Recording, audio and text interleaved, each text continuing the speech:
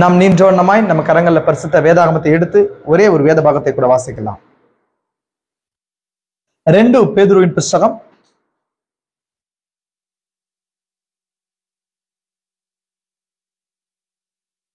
2வது அதிகாரம் 4வது வசனத்திலிருந்து ஒரு சில வசனங்களை கூட வாசிக்கலாம். 2 பேதுருவின் புஸ்தகம் 2வது அதிகாரம் வசனங்கள் 4லிருந்து ஒரு சில வசனங்கள். பாவம் செய்த தூதர்களை தேவன் தப்பவிடாமல் அந்தகார சங்கிலியினால் கட்டி நரகத்திலே தள்ளி நியாய தீர்ப்புக்கு வைக்கப்பட்டவர்களாய் ஒப்பு கொடுத்து பூர்வ உலகத்தையும் தப்பவிடாமல் நீதியை பிரசங்கித்தவனாகிய நோவா முதலான 8 பேரை காப்பாற்றி அவபக்தி உள்ளவர்கள் நிறைந்த உலகத்தின் மேல் ஜல பிரளயத்தை வரப்பண்ணி சோதோம் கொமோரா என்னும் பட்டணங்களை சாம்பலாக்கி கவிழ்த்து போட்டு ஆக்கினைக்குள்ளாக தீர்த்து பிற்காலத்திலே அவபக்தியாய் நடப்பவர்களுக்கு அவைகளை திருஷ்டாந்தமாக வைத்து. ஆமென். வாசிக்கப்பட்ட வேத பாகங்களோடு கூட கர்த்தர் ஆசீர்வாதத்தை கூட்டுவாராக. நம் ஜெபம் செய்யும்படி தலைகளை தாழ்த்துவோம். கிருபை நிறைந்தவரே பரலோக பிதாவே, இந்த சாயங்கால நேரத்துல பிள்ளைகளாகிய நாங்கள் வார்த்தையை நாங்கள் தேடி வந்திருக்கிறோம். கர்த்தாவே, நாங்கள் நோவாவின் நாளை ஒத்த நாளுக்குள்ளாய் நாங்கள் பிரவேசித்திருக்கிறோம். ஏனென்றால் நோவானது ராஜா அதிகாரம் இல்லாத ஒரு அவ்விதமான அவிசுவாசத்தின் நிலைக்குள்ளாய் ஒரு முக்கியமான சந்திப்புக்குள்ளாய் கடந்து சென்றது. ஆனாலும் ஒரு செய்தியாளனை கூட நீர் அனுப்பி கர்த்தாவே அந்த நாளில ராஜா அந்த ஜனங்களை திருப்பும்படிக்கு கர்த்தாவே ஒரு சந்திப்பை வைத்தீர். அதே போல இந்த நாளிலும் கூட எங்களுக்காக ஒரு செய்தியாளன் அனுப்பி கர்த்தாவே உலகமானது அக்கினியினால சுட்டெரிக்கப்படுவதற்கு காத்து கொண்டிருக்கிறது என்னும் செய்தி எங்களோட அனுப்பியிருக்கிறீர். அதுக்கு முன்பதாக எங்களுக்காக கர்த்தாவே ஒரு டைனாமிக் பவரை அப்பா உந்துதலின் சக்தியை கொடுத்து எடுத்துக்கொள்ளப்படுதலுக்கு ஏதுவான வல்லமையை கொடுத்திருக்கிறீர். அதற்காக கூட நன்றி. இந்த நாளில் கூட அப்பேற்பட்ட செய்திகளூடாய் கர்த்தாவே எங்களை வழிநடத்துங்க. எங்களுக்குள்ளா இருக்கிற எல்லா உலகத்தின் கவலைகளை எடுத்து போடுங்க, பலவீனமான காரியங்களை எடுத்து போடுங்க, அசதிகளையும் பிசாசுக்கு இடம் கொடுக்காத தன்மைகளையும் கர்த்தாவே கூட்டி கொடுங்க ராஜா. பலப்படுத்துங்க. உங்களுடைய பிரசன்னம் எங்களோடு கூட இருக்கட்டும். இந்த சாயங்கால வேளையில எங்களுக்குள்ளாய் அந்த பெந்தகோஸ்தே ஒருமனம் உண்டாகட்டும். அந்த பெந்தகோஸ்தையில இறங்கின அதே அக்கினி நாவுகள் எங்களுக்குள்ளாய் இறங்கி ராஜா அப்பா உம்முடைய உயிர்ப்பிக்கிற வல்லமையை அப்பா அந்த எடுத்துக் கொள்ளப்படுதல் வல்லமையை நாங்கள் கர்த்தாவே காண அனுபவிக்க கிருபைங்க. எங்களுக்குள்ளாய் இருக்கும் எல்லா விதமான தன்மைகளை எடுத்து போட்டு அவிசுவாசத்தின் காரியங்கள், பலவீனமான பாகங்கள், அப்பா நோய் நொடிகள் கர்த்தாவே எல்லா கன நித்திரையின் ஆவிகள் எல்லாவற்றையும் அப்புறப்படுத்துங்க. நீர் பலமுள்ள தூதன் இறங்கி வந்து அடியனுடைய சரீரத்தை எடுத்துக்கொண்டு நீர் பேசுங்க, பெரிய காரியங்களை செய்யுங்க. இயேசு கிறிஸ்துவின் பரிசுத்த நாமத்திலே ஆமென். நம்ம அப்படியே உட்காரலாம். கர்த்தராகிய இயேசு கிறிஸ்துவின் பரிசுத்த நாமத்துக்கு மகிமை உண்டாகட்டும். கர்த்தர் தாமே கடந்து வந்த யாவரையும் ஆசீர்வதிப்பாராக. இந்த வருஷத்தின் கடைசி ஒரு சில மாதங்களை நம்ம இருக்கிறோம். அல்லேலூயா. சரி, நம்ம செய்திக்கு நேரா கடந்து போலாம். லாஸ்ட் வீக் என்ன காரியத்தை குறித்து பார்த்தோம்? லாஸ்ட் வீக் பார்த்த காரியங்கள்லாம் உங்களுக்கு புரிஞ்சுங்களா? அநேக விஷயங்களை குறிச்சு என்ன பண்ணோம் நம்ம பார்த்தோம் இல்லைங்களா? ஃபர்ஸ்ட் ட்ரையல் ஆஃப் த சர்பென்ட், அதாவது சர்ப்பத்தின் அடிச்சோடு எங்க வந்துச்சு, முதல் முத்திரையானது எங்க போடப்பட்டுச்சுன்றதை குறிச்சு பார்த்தோம். அதை சபை காலங்களோட கூட பொருத்தி பார்த்தோம் இல்லைங்களா? உங்களுக்கு ஒரு விஷயத்த புரிஞ்சுக்கோங்க. 7 முத்திரைகள் திறக்கப்படும் போது ஒரு மனுஷனும் வாழ்க்கையில 7 முத்திரை திறக்கப்படும் போது அப்படிங்கும் போது 1963 நான் ஃபோக்கஸ் பண்ணி சொல்லல, நல்லா கவனிச்சுக்கோங்க. தனிப்பட்ட மனிதனுக்கு நான் சொல்லிட்டு இருக்கிறேன். ஒரு மனுஷனோட வாழ்க்கையில மீட்பின் திட்டம் திறக்கப்படும் போது வேதத்துல இருக்கிற எல்லா ரகசியங்களும் அந்த மனுஷனுக்கு திறக்கப்பட்டுரும். புரிஞ்சுங்களா? அது திறக்கப்படாத மனிதர்கள் வேதத்தை இன்னும் ஒரு குருட்டாட்டமான பார்வையில தான் பார்ப்பாங்க. அவங்களுக்கு இந்த உலகத்துல என்ன காரியங்கள் நடந்து கொண்டிருக்கிறது, அரசியல் உலகத்துல என்ன நடக்குது, ஸ்பிரிச்சுவல் வேர்ல்ட்ல அதாவது ஆவிக்குரிய மண்டலத்துல என்ன நடக்குதுன்றத குறிச்சு பார்க்க தெளிவு வராது. புரிஞ்சுங்களா? அது யாரு ஏன்னா அவங்களுக்கு என்ன இல்லைங்க, மீட்பின் திட்டம் திறக்கப்படல, மீட்பின் புஸ்தகம் அவங்களுக்கு திறக்கப்படல. புரியுதுங்களா உங்களுக்கு? மீட்பின் புஸ்தகம் எதுங்க? நம்ம இன்னைக்கு கொடுக்கப்பட்ட வேதாகமா இருக்குது, அது முத்திரைகளான புஸ்தகமா இருக்குது இல்லைங்களா? அப்போ நமக்கு நல்லா தெரியும். அப்ப அது எல்லாமே என்ன இருக்குது, சீல்டு பார்ட்டா இருந்துச்சு. இவ்வளவு காலமா இருந்துச்சு, தேவனுடைய சிந்தையில முத்தரிக்கப்பட்ட பாகங்களா இருந்துச்சு. இந்த நாட்கள்ல ஒரு நாள்ல அவர் என்ன பண்றாரு, முத்திரைகளை திறக்கதான் நமக்கு என்ன பண்ணிருக்காரு, வாக்குத்தத்தம் கொடுத்திருக்கிறார்.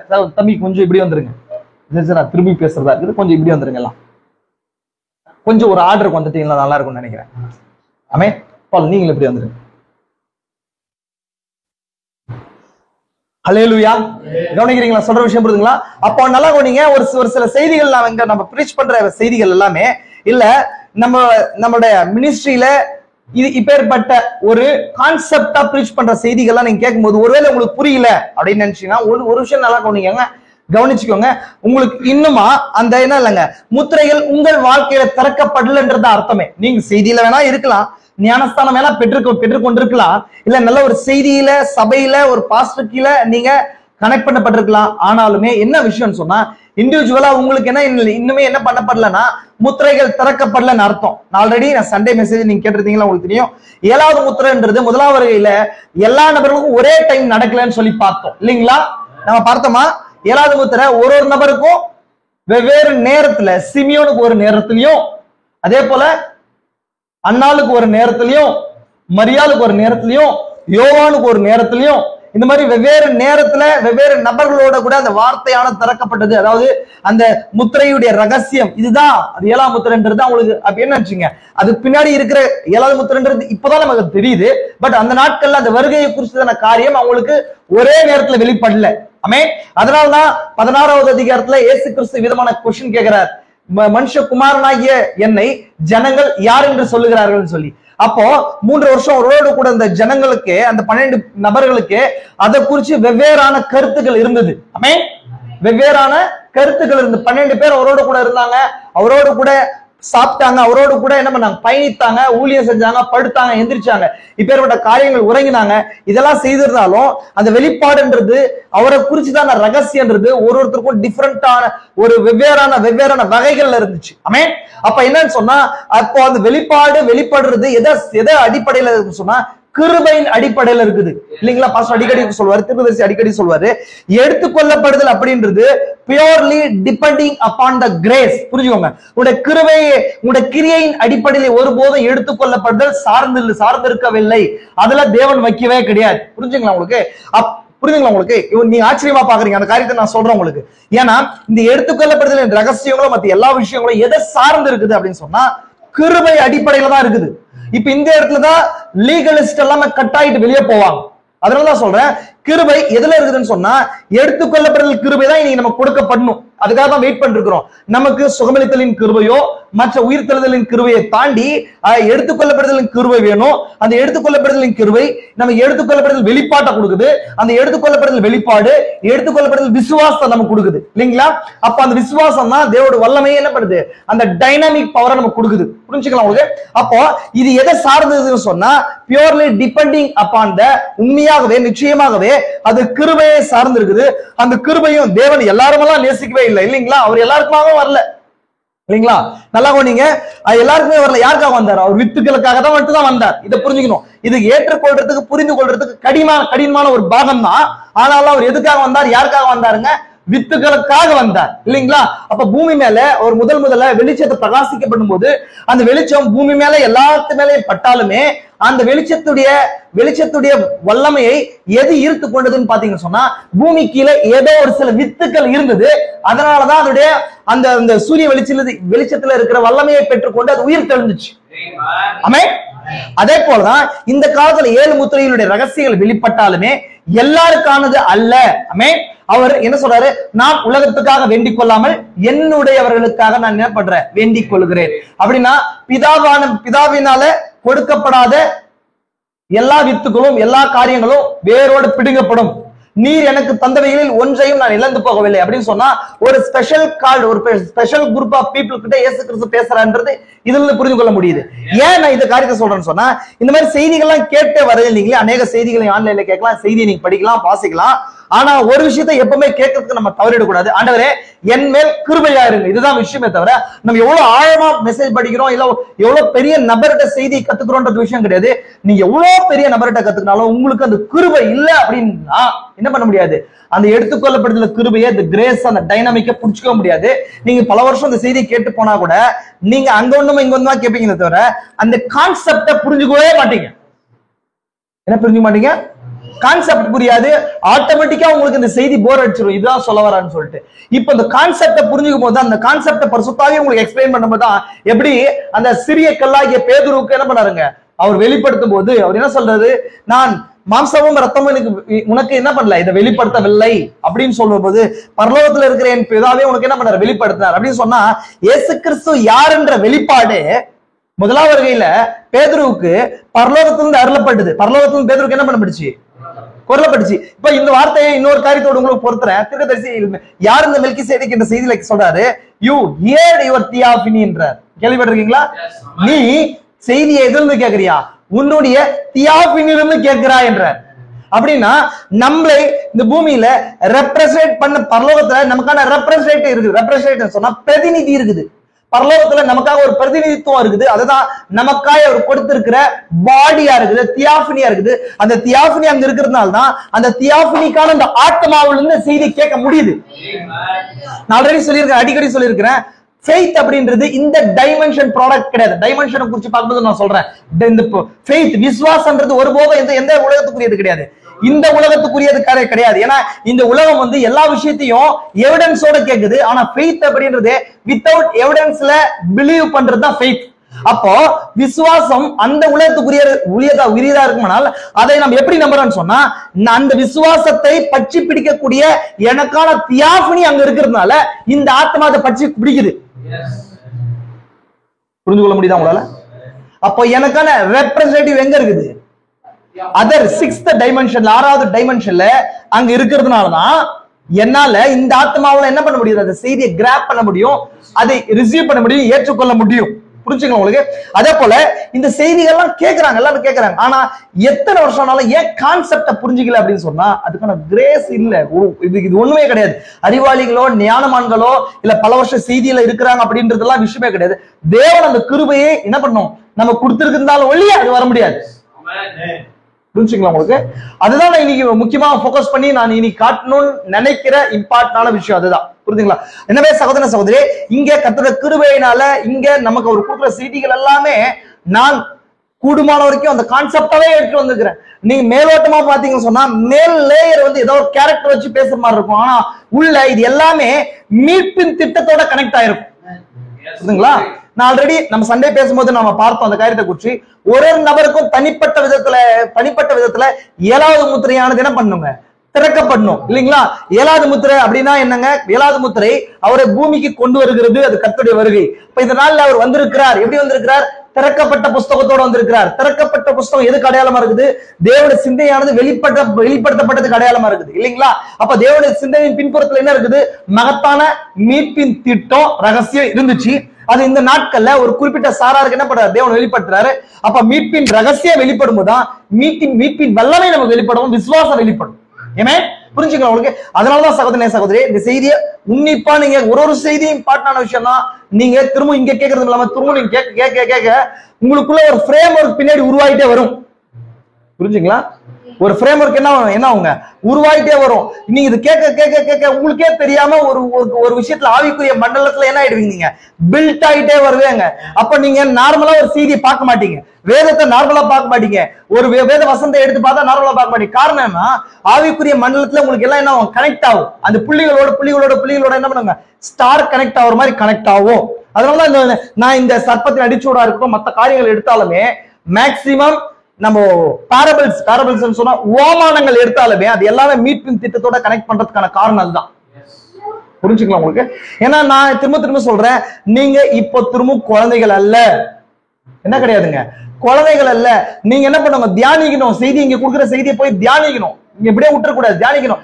எதை சொல்ல வந்தாரு, எதுக்காக பேச வந்தாரு, தேவன் அந்த சகோதரனுக்குள்ள என்ன பேசினாருன்றதை தியானிச்சால் மட்டும்தான் உங்களுக்கு என்ன பண்ண முடியுங்க, கண்டுகொள்ள முடியும். அந்த காரியங்களை கண்டுகொள்ள முடியும். புரிஞ்சுக்கலாம் உங்களுக்கு? நம்ம லாஸ்ட் வீக் அநேக காரியங்களை குறிச்சு பார்த்தோம். என்ன காரியத்தை குறிச்சு பார்த்தோம் லாஸ்ட் வீக் நம்ம அப்படின்னா, மெயின் காயினை குறிச்சு, காயினுக்குள்ள பின்னாடி இருந்த ரகசியத்தை குறிச்சும், ஒரே டைம்லயும் மிருகத்தின் முத்திரையும் ஒரு பக்கம் போடப்படுச்சு, அதே போல தேவன முத்திரையும் போடப்படுச்சு. மிருகத்தின் முத்திரை யாருக்குள்ள வெளிப்படுச்சு, காயினுக்குள்ளன்றத குறிச்சு பார்த்தோம். அதே போல தேவன முத்திரை சேத்துக்குள்ள வெளிப்படுச்சு. சேத்துன்னு சொன்னா என்னன்னு சொல்லி பார்த்தோம். நம்ம பதிலீடு, காம்பன்சேஷன் சொல்லி பார்த்தோம். காம்பன்சேஷன் என்னங்க, பதிலீடு. ஆபேலுடைய மரணம் எதை கொண்டு வந்துச்சு, அது எதுக்கு அடையாளமா இருக்குன்னு சொன்னா பெந்தகோஸ்தே நாள்ல வந்த பரிசுத்தாவிதான் நமக்கான முத்திரை. அப்ப அந்த பரிசுத்தாவிதான் சேத்தா வந்தாருன்றதுக்கு அடையாளமா இருக்குது. அது அட் த சேம் டைம் மிருகத்தின் முத்திரையும் டிராவல் ஆகுது, தேவனுடைய முத்திரையும் டிராவல் ஆகுது. ஆனா நம்ம பார்த்து கொண்டிருக்கிறது என்னன்னு சொன்னா சர்ப்பத்துடைய அடிச்சூடு, ட்ரையல் ஆஃப் த சர்பென்ட். அப்போ ஆதியில இருந்த மிருகம், நம்ம இந்த செய்தியோட தலைப்பை நம்ம ஆரம்பத்துல என்ன காரியத்தை குறிச்சோம், beast at the beginning and beast at the end இல்லைங்களா? ஆரம்பத்துல இருந்த மிருகம், முடிவுல இருக்க போற மிருகம். அதுதான் தீர்க்கதரிசி அவர் கடைசியா கொடுக்கணும்னு நினைச்ச அந்த மெசேஜா இருந்துச்சு.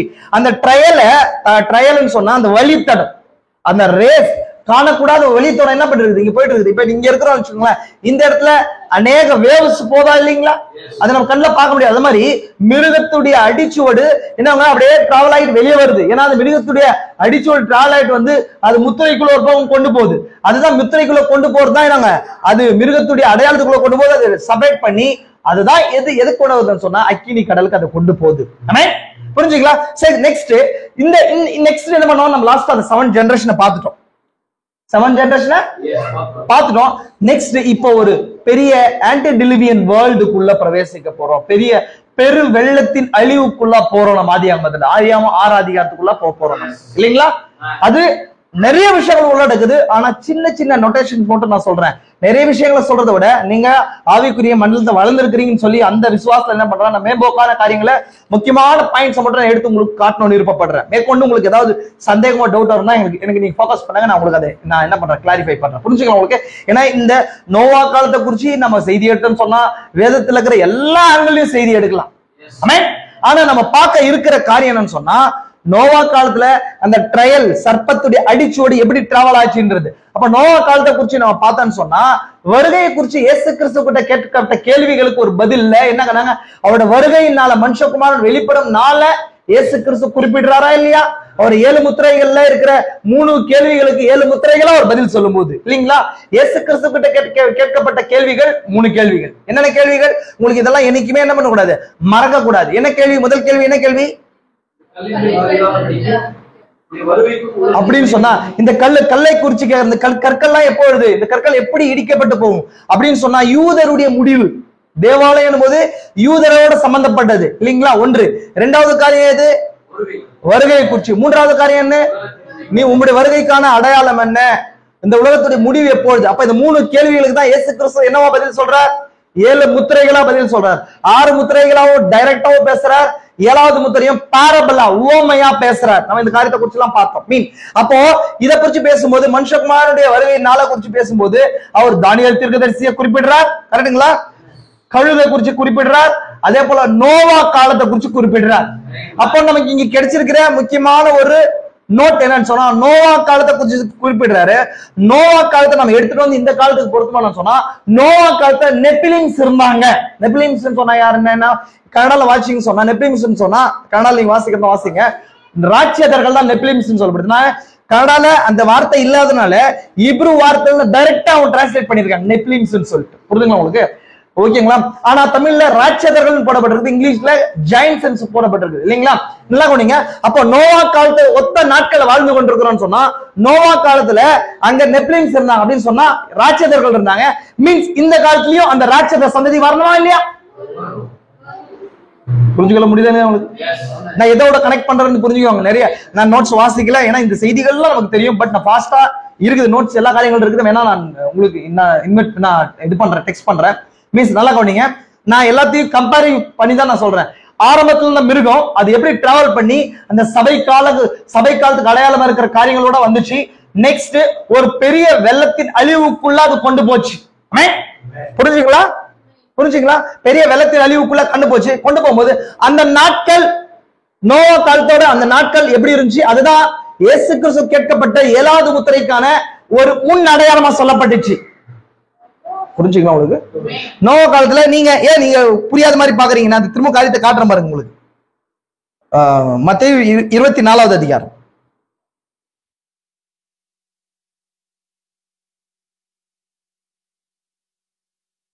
பாருங்க. இயேசு தேவாலயத்தை விட்டு புறப்பட்டு போகையில், நான் ஒரு டைம் தான் காட்டுவேன், ஏன்னா நீங்க இது வரைக்கும் பார்த்துக்க மாட்டேங்கிறதால ஒரு டைம் நான் அநேக முறை ப்ரீச் பண்ணிட்டேன். எகைன் திரும்ப ஒரு டைம் காட்டுறேன். நான் இதெல்லாம் மெட்டீரியல்ஸ் திரும்ப வரும்போது திரும்ப இந்த காரியத்தை நான் வாசிக்க மாட்டேன். எல்லா செய்திகளும் இதோட கூட என்ன ஆகுது, கனெக்ட் ஆகுறதுனால நீங்க இதை ஒரு டைம் என்ன பண்ணுங்க, கிராப் பண்ணி மைண்ட்ல வச்சுக்கணும். மத்தேயு 24வது அதிகாரம்ன்றது 7 முத்திரைகள். மத்தேயு 13வது அதிகாரம்ன்றது 7 சபை காலங்கள். எதுக்கு மறக்கிறீங்க? 7 சபை காலங்கள். 24வது அதிகாரம் பேசுறதுக்கு முன்னாடி இயேசு கிறிஸ்து ஐயோக்களை பத்தி பேசுறார். எதை குறிச்சு பேசுறார்? ஐயோக்கள் எதுக்கு அடையாளமா இருக்குது? எதுக்காக அடையாளமா இருக்குது? ட்ரம்பட்ஸ் அடையாளமா இருக்குது, உலக யுத்தத்துக்கு அடையாளமா இருக்குது. ட்ரம்பட்ஸ் யூதர்களுக்கு வரப்போற அழிவுகளுக்கு அடையாளமா இருக்குது இல்லைங்களா? புரிஞ்சுக்கலாம். இதெல்லாம் உங்களுக்கு ஞாபகம் இருக்கணும். இயேசு கிறிஸ்து உள்ளே பேசுற விஷயம். இப்போ 24வது அதிகாரத்துல இயேசு கிறிஸ்து என்ன, இது 23வது அதிகாரத்துக்கு முன்னாடி வாசிக்க சொன்னா அவர் என்னங்க, ஒயிட் போல் ரைடு ட்ரையம்ப் என்ட்ரி கொடுக்குறார். ட்ரையம்ப் என்ட்ரின்னு சொன்னாங்க, வெற்றி பவனி வர்றார். பெத்லகேமுடைய சரி எருசலேமுக்குள்ள பவனி வர்றார். எருசலேமுக்குள்ள பவனி வந்து அந்த தேவாலயத்துல இருக்கிறவங்க எல்லாம் அடிச்சு தள்ளி அவர் புறக்கணிக்கப்பட்டவரா ஒளிவு மலைக்கு பார்த்து போய் அங்க அழுது கொண்டு பேசும்போதுதான் இந்த விஷயம் வருது. எங்க எந்த ஒளிவு மலை, அவர் எங்க எடுத்துக்கொள்ளப்பட்டாரோ அந்த மலையில பேசுறாரு. இப்போ அப்படின்னு சொன்னா அந்த 7 முத்திரை எதுல இருக்குன்னு சொன்னா அந்த பிரமிடுடைய உச்சியில இருக்குது, தலைக்குள்ள இருக்குது. அங்கதான் இந்த ரகசியம் பேசுறாரு. புரிஞ்சுவாங்க பாயிண்ட்ஸ் எல்லாமே, ஒரு விஷயத்துக்கு புரிஞ்சுவாங்க. அப்ப எங்க பேசுறார்? ஒளிவமலை. ஒளிவமலை எங்க என்ன அடையாளமா இருக்குது?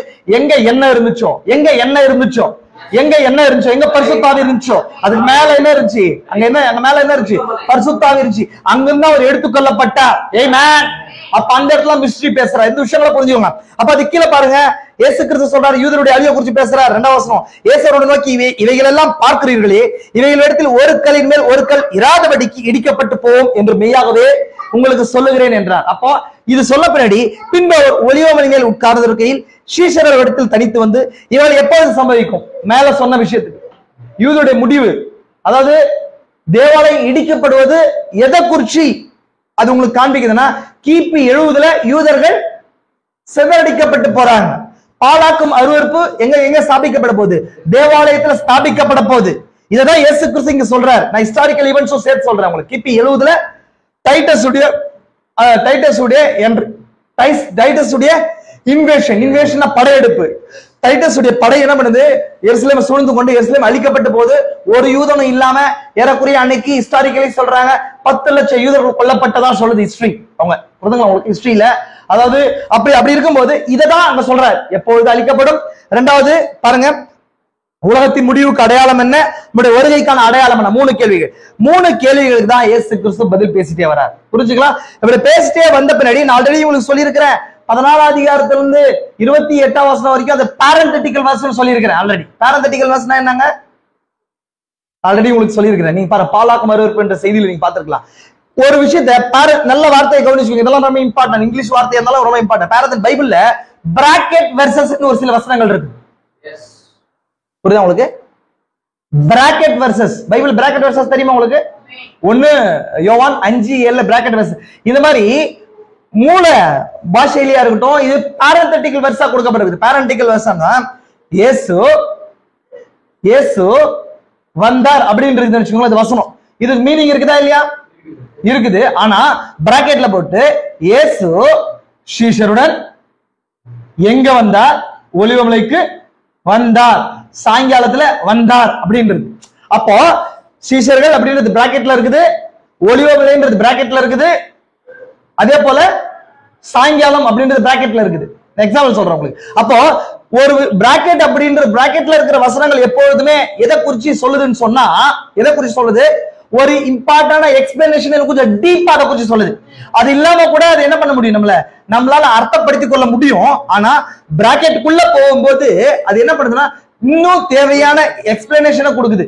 அவர் வந்தாருன்றது மறைவா யாருக்கோ தெரியணும், யாருக்கோ தெரியக்கூடாதுன்ற மாதிரி பேசுது அந்த வசனம். இப்ப பிராக்கெட்ல இருக்கிறத யாரு உற்று நோக்கி பாக்குறாங்களோ அப்பொழுது இன்னும் ஆழமான சத்தியங்களை புரிந்து கொள்றதுக்கு எதுவா இருக்குது. அதான் பாரந்தட்டிக்கல் வெர்ஸ்னு சொல்லிட்டு. அப்ப இயேசு கிறிஸ்து அங்க பேசும்போது 6ஆம் முத்திரையை குறித்து பேசும்போது அங்க பாரந்தட்டிக்கல் வெர்ஸா பேசிட்டே வருவார். இதெல்லாம் நீங்க நான் பாலாக்கு மறுவெறுப்புன்ற செய்தியில டீட்டெயிலா இதை குறித்து நம்ம பேசியிருக்கோம். நீங்க என்ன பாருங்க, நீங்க நம்ம போட்டிருக்கோம், யூடியூப்ல போட்டிருக்கோம். அப்ப இது கீழே அப்படியே பார்த்துட்டே வந்தீங்கன்னா இங்க பாருங்க, இயேசு கிறிஸ்து எங்க பேசுறாரு பாருங்க. 29ஆம் வசனத்துல இருந்து பேசுறார். இருங்க, 36ஆம் வசனம் பாருங்க. 7வது முத்திரை பத்தி பேசுறார். 36ஆம் வசனம் பாருங்க. அந்த நாளையும் அந்த நாழிகையும் என் பிதா ஒருவர் தவிர மற்ற ஒருவனும் அறியான், பரலோகத்தில் உள்ள தூதர்களும் அறியார்கள். இது என்னவா இருக்குது? 7வது முத்திரை திருப்பதி சொல்றாரா? 7ஆம் முத்திரை அவர் என்ன பண்ணல, பேசலன்னு சொல்லிட்டு பாருங்க. அப்ப 7ஆம் முத்திரையை இயேசு கிறிஸ்து டைரக்டா பேசாம எல்லாத்தையும் பாரபிள்ஸா பேசுறார். டைப் அண்ட் பாரபிள்ஸா பேசுறார். பாரபிள்னா என்னங்க? ஓமானமாவோ அடையாள ரீதியிலையும் கதை வடிவிலும் பேசிட்டே வர்றாரு. அப்படி அவர் வருகையை குறித்து பேசும்போதுதான் 37ஆம் வசனம் பேசுறாரு. 37ஆம் வசனம் பாருங்க. 37 நோவாவின் காலத்தில் எப்படி நடந்ததோ அப்பொழுதே மனுஷகுமாரன் வரும் நாட்களே நடக்கும். அப்படின்னா வருகையை குறிச்சு செவன்த் சீல ஒரு டைரக்டா பேசாம எப்படி பேசுறாருன்னு சொன்னா நோவா காலத்தை என்ன பண்றாருன்னா அடையாளப்படுத்துறார். அப்போ நம்ம இனி வருகை நேரத்துல இருக்கிறோம் அப்படின்றத நம்ம புரிஞ்சு கொண்டோம்னு சொன்னா நோவா காலத்துல இருக்கிற விஷயத்த பார்த்தோம்னு சொன்னா நோவா நம்ம காலத்தை ஒத்ததாவே அது இருக்குதுன்றதை புரிஞ்சுக்கொள்ள முடியும். புரிஞ்சுக்கலாம். அப்ப நம்ம காலத்துல கடைசியில ஒரு முத்திரையானது இடப்படுது, 2 வகையான முத்திரைகள் போடப்படுதுன்னு போது ஒண்ணு பரிசுத்தாவின் முத்திரை, இன்னொன்னு மிருகத்தின் முத்திரைன்னு போது மிருகம் நோவா காலத்துல டிராவல் ஆயிருக்குதுன்றதை புரிஞ்சுக்க முடியுதா? அதுதான் சொல்லுவாங்க பாயிண்ட். புரியுதுங்களா? அப்ப இந்த 7வது முத்திரையின் நேரத்துல 2 முத்திரைகள் வந்து போடப்படுது. ஒண்ணு மிருகத்தின் முத்திரை, இன்னொன்னு தேவன முத்திரை. ஒன்று தேவனின் முத்திரை, இன்னொன்னு மிருகத்தின் முத்திரை. இதுக்காக தான் 5வது தூதன் இறங்கி வந்தாரா? 5வது தூதன், அதாவது 5வது எக்கால தூதனுடைய நேரத்துல என்ன நடந்துச்சு? 5வது எக்கால தூதனுடைய செய்தி நீ வாட்சி பாருங்க. வானத்துல இருக்கிற 4 காற்றுகளை பிடித்திருக்கிற 4 தூதர்களை கண்டு அப்போ என்ன பண்ணுச்சு? மரத்தையாவது, பூமியில இருக்கிற மரத்தையாவது, புல்லையாவது, அது செடி கொடிகளையாவது என்ன பண்ணுது? என்ன செய்யாது? அழிக்காதபடிக்கு 4 காற்றுகளை பிடித்திருக்கிறதுக்கு என்ன சொல்லுது? அவங்களுக்கு கட்டளை கொடுக்கப்படுது. எதுலங்க? 5வது முத்திரையின் கீழே, 5வது எக்காலத்தின் கீழே நடக்குது. மீன்ஸ் என்னன்னு சொன்னா தேவனுடைய ஊழியக்காரர் முத்திரை போட்டு தீருமளவும். நீங்க எதுல வாசிக்கிற? 7வது அதிகாரத்துல வாசிக்கிறீங்க இல்லைங்களா? இது வந்து 8வது அதிகாரம் கிராஸ் பண்ணி இருக்கும் போது 9வது அதிகாரத்துல இருக்கிற பாயிண்ட்ஸ் நான் சொல்ற விஷயங்கள்லாம். அப்படின்னா எதுலங்க 5வது எக்காலம்ன்றது எத்தனாவது ஐயோது? முதல் ஐயோ. முதல் ஐயோன்றது முதலாவது உலக யுத்தத்துக்கு அடையாளமா இருக்குது. அப்ப முதலாவது உலக யுத்தத்துக்கு அப்புறம் தான் யார் வந்தாங்க தேசத்துக்குள்ள? முதலாவது உலக யுத்தத்தின் நேரத்துல தான் பால்ஃபர் டிக்ளரேஷன் போடப்படுது. பால்ஃபர் டிக்ளரேஷன்ன்றது என்னங்க? யூதர்கள் தேசத்துக்கு வர்றதுக்கான டிக்ளரேஷன். அப்படின்னு அந்த நேரத்துல என்ன நடந்துச்சு? சேம் டைம்ல 1914 to 1914 இருந்து 18 வரைக்கும் தான் முதலாவது உலக யுத்தம் நடந்துச்சு. அப்ப அந்த நேரம் தான், அந்த நேரத்துல மூத்திரையின் தூதன் வந்ததா வசனம் சொல்லுது. இப்ப நம்ம எந்த நேரத்துல இருக்கிறோம்? 2024 இருக்கிறோம். ஏறக்குறைய 105 வருஷத்துக்கு முன்னாடி தூதன் வந்தார். அப்ப இந்த தூதனை கொஸ்டின் கேட்கலாம். நம்ம என்ன கேட்கலாம்? தூதனே, இப்போ கரெக்டான ஒரு பார்ட் ஜனங்கள் இப்பதான் வந்திருக்கிறாங்க. அதுக்கு முன்னாடி வந்ததான நோக்கம் என்ன, நேரம் என்ன, எதுக்காக வந்தீங்க அப்படின்னு சொன்னா ஃபர்ஸ்ட் வேர்ல்டு வார் வரணும். ஏன்னா எப்பொழுதுமே தேவன் ஒரு யுத்தத்தை அனுப்புறாரு, ஒரு நியாய தீர்ப்பை அனுப்புறாருன்னு சொன்னா நியாய தீர்ப்புக்கு முன்னாடி ஒரு விஷயத்தை அனுப்பியிருப்பார். அதான் எச்சரிக்கை. அந்த எச்சரிக்கை தான் டொபிகா கென்சாஸ்ல அமெரிக்காவுல 1906 வருஷத்துல பெந்தகோஸ்தே எழுப்புதல் வந்துச்சு. அந்த பெந்தகோஸ்தே எழுப்புதல் உலகம் என்ன ஆச்சுங்க? புறக்கணிக்கப்பட்டு ஸ்தாபனமான பிறகுதான் தேவன் முதலாவது உலகத்தை அனுப்புறார். அப்போ உலகம் என்ன இருக்கணும்? அழிஞ்சு போயிருக்கணும். அழியாதபடிக்கு அந்த 4 காற்றுகள் எப்பொழுதுமே வேதத்துல டைபாலஜிக்கலா காற்றுகள் எதை குறிக்குதுன்னு சொன்னா யுத்தங்களை குறிச்சு, கலவரத்தை, யுத்தத்தை குறிச்சு சொல்லுது. புரியுதுங்களா? உங்களுக்கு பைபிள்ல நீ பாத்தீங்கன்னா காற்றுகள் 4 காற்றுகள்னா 4 திசையில ஒட்டுமொத்த பூமியை நியாய தீர்ப்பு கொண்டு படிக்கு, அப்படின்னா அழுத்தும்படிக்கு கொண்டு வருது. இந்த காற்றுகள் வந்து ஒட்டுமொத்த பூமியை அழிச்சு போடாதபடிக்கு யாரோ ஒரு தேவோட ஊழியக்கார் வரணும், முத்திரைக்குள்ள வரணும்ன்றதுக்காக நிறுத்தப்படுது. அப்ப அங்கதான் தேவோட முத்திரை வருது. அந்த நேரத்துல நான் அதுக்குள்ள போகல. ஏன்னா தேவோட முத்திரை வருதுன்னு சொன்னா தேவோட ரேஸ் லைனேஜ் வந்திருக்கணுமா இல்லையா? தேவோடைய லைனேஜ் என்னங்க? தேவோடைய சந்ததி வந்திருக்கணும். அப்ப தேவோடைய சந்ததி வரணும்னு சொன்னா அங்க ஒரு சந்ததி, ஒரு குழந்தை பிறக்கணும்னா எங்க பிறப்பு அப்படின்ற ஒரு விஷயம் தான் இருக்கணுங்க. பிறப்புன்ற ஒரு விஷயம் வெளிப்பட்டிருக்கணும். அப்ப பிறப்பு எதுல இருக்குன்னா அப்போஸ்தலர் 2:38 தான் அந்த பிறப்பு இருக்குது இல்லையா? அப்ப அந்த அப்போஸ்தலர் 2:38 பிறப்பை குறிச்ச ரகசியம் வெளிப்பட்டு ஒரு ஜெனரேஷன் வெளியே வருது. அப்ப முத்திரை, அந்த முத்திரையின் ஜனங்களை வெளியே வரும்போது அவர் அந்த முத்திரையின் ஜனங்கள் முத்தரிக்கப்படுற வரைக்கும், உள்ள போற வரைக்கும் உலக அழிவு நடக்கக்கூடாது அப்படின்றதுக்காக தேவன் ஒரு கூட்ட ஜனத்தை என்ன பண்றாரு? அந்த இடத்துல முத்தரிக்கிறார். இப்போ நோவா காலத்துல நடந்தது போல அப்படின் போது இதே எல்லா ஈவென்ட்டும் எங்க நடக்கணும்? நோவா காலத்தில் நடக்கணும். நான் சொன்னேன், இந்த காலத்தை குறிச்சு பேசிட்டேன். இந்த காலத்தை குறிச்சு பேசி காரியத்தை நோவா காலத்துக்கு காரியத்தை என்ன பண்ற? ரூட் பண்றேன். கவனிச்சுக்கோங்க. இதை எடுத்து போய் அங்க எடுத்து போய் வைக்கிறேன். முன்னும் பின்னுமா காரியத்தை காட்டுறேன் உங்களுக்கு. இப்போ 6வது அதிகாரத்தை நீங்க கொஞ்சம் தயவு செஞ்சு எடுத்து வாசிங்க. 6வது அதிகாரம், அதிகாரம் 6வது அதிகாரத்துல வாசிங்க. அந்த ரூட்டை உங்களுக்கு காட்டுறேன். 6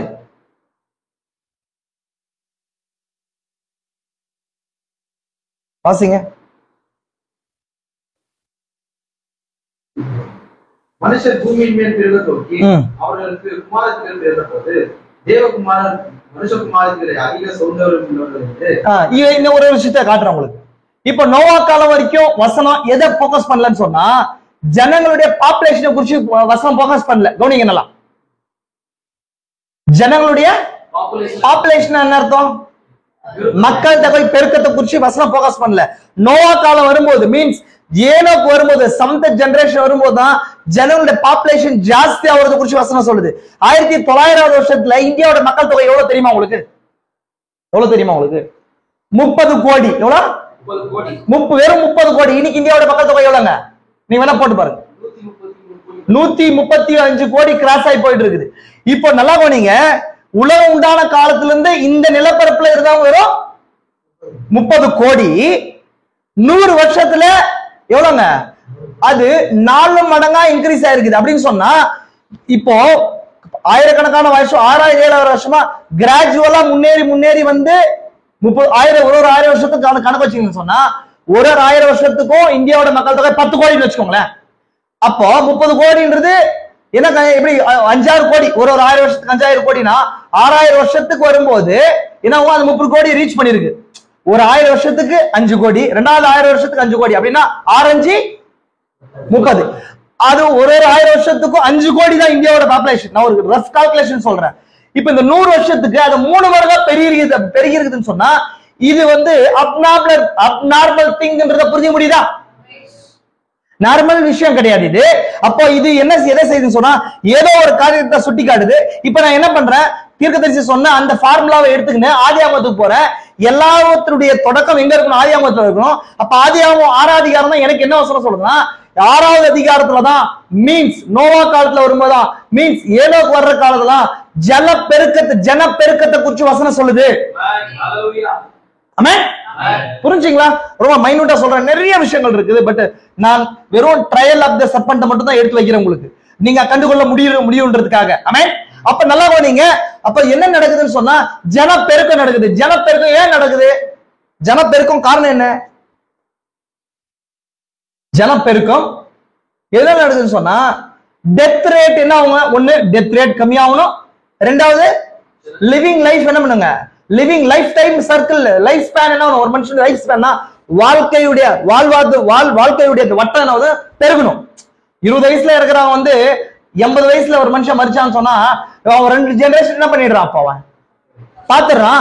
அப்ப அவன் பேரனை பார்க்க ஆரம்பிச்சிடான். அப்ப சாவு விகிதம் என்ன ஆகுது? கம்மியாகுது. புரிஞ்சா உங்களுக்கு?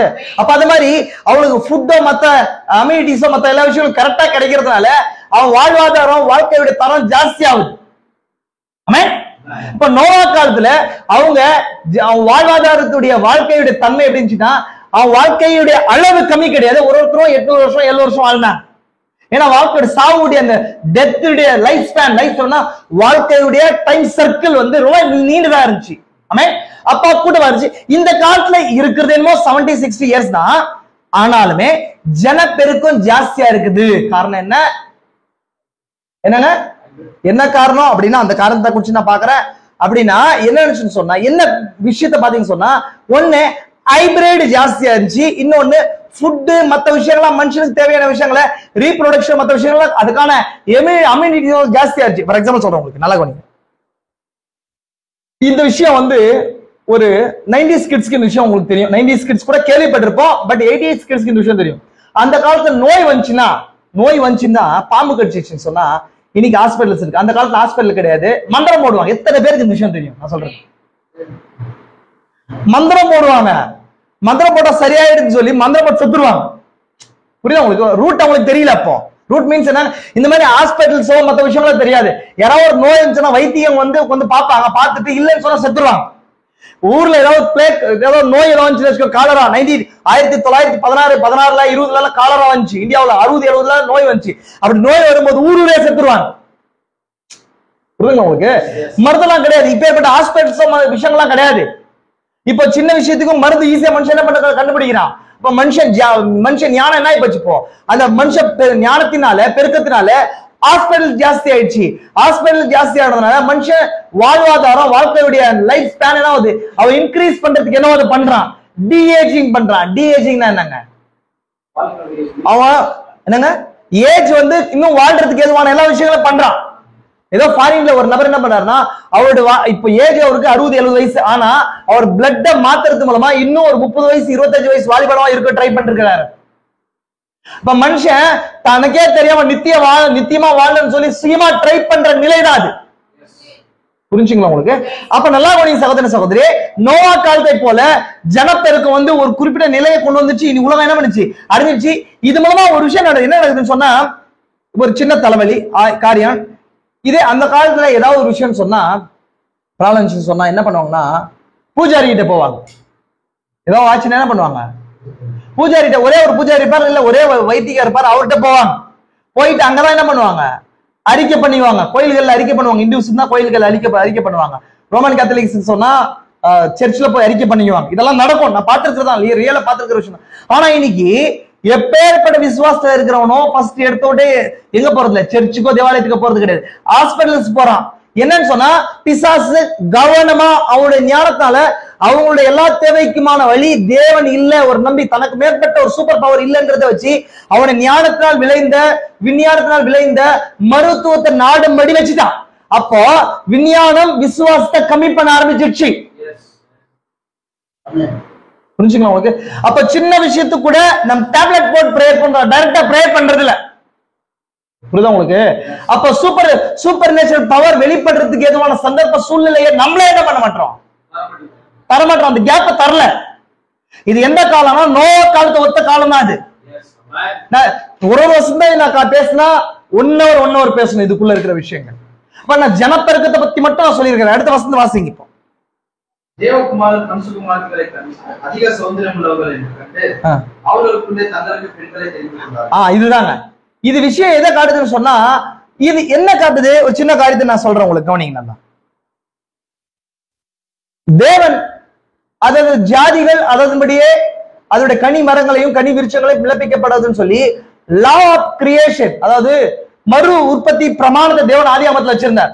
ஆனா பிசாசு ஞானமா அவனுடைய அறிவு கூர்மையினால என்ன பண்ணான்னு சொன்னா, மனிதனோட மிருகத்தை என்ன பண்ணாங்க, கலந்து விட்டு மனுஷ பிளட் மிருக பிளட்டோட கலந்துச்சு. மனுஷனும் ஹைபிரிட் ஆயிட்டான். அவனுடைய ஞானமும் விசுவாசமும் அவிசுவாசமும் உள்ள அவனுடைய விசுவாசமும் பிசாசுடைய ஞானமும் கலந்ததுனால அவருடைய விசுவாசமும் பியூரிட்டி இல்லாம போயிடுச்சு. அவருடைய ஞானத்தின் விளைவுதான் மனுஷன் பண்ணா அது விதமா ஞானமான காரியங்களை படைக்க ஆரம்பிச்சோம் நோவா காலத்துல. இப்படி படைக்க ஆரம்பிக்கும் போது என்ன நடக்குது சொன்னா, சீட் மிங்லிங் நடக்க ஆரம்பிக்குது. சீட் மிங்லிங்னா என்ன அர்த்தங்க? இனக்கலப்புகள் நடக்க ஆரம்பிக்குது. தேவகுமாரனும் மனுஷ குமார்த்திகளும் ஒண்ணு கூடுறாங்க. இங்கதான் நெஃப்லிம்ஸ் நம்ம ஃபர்ஸ்ட் பாக்குறோம். கவனிங்க நல்லா.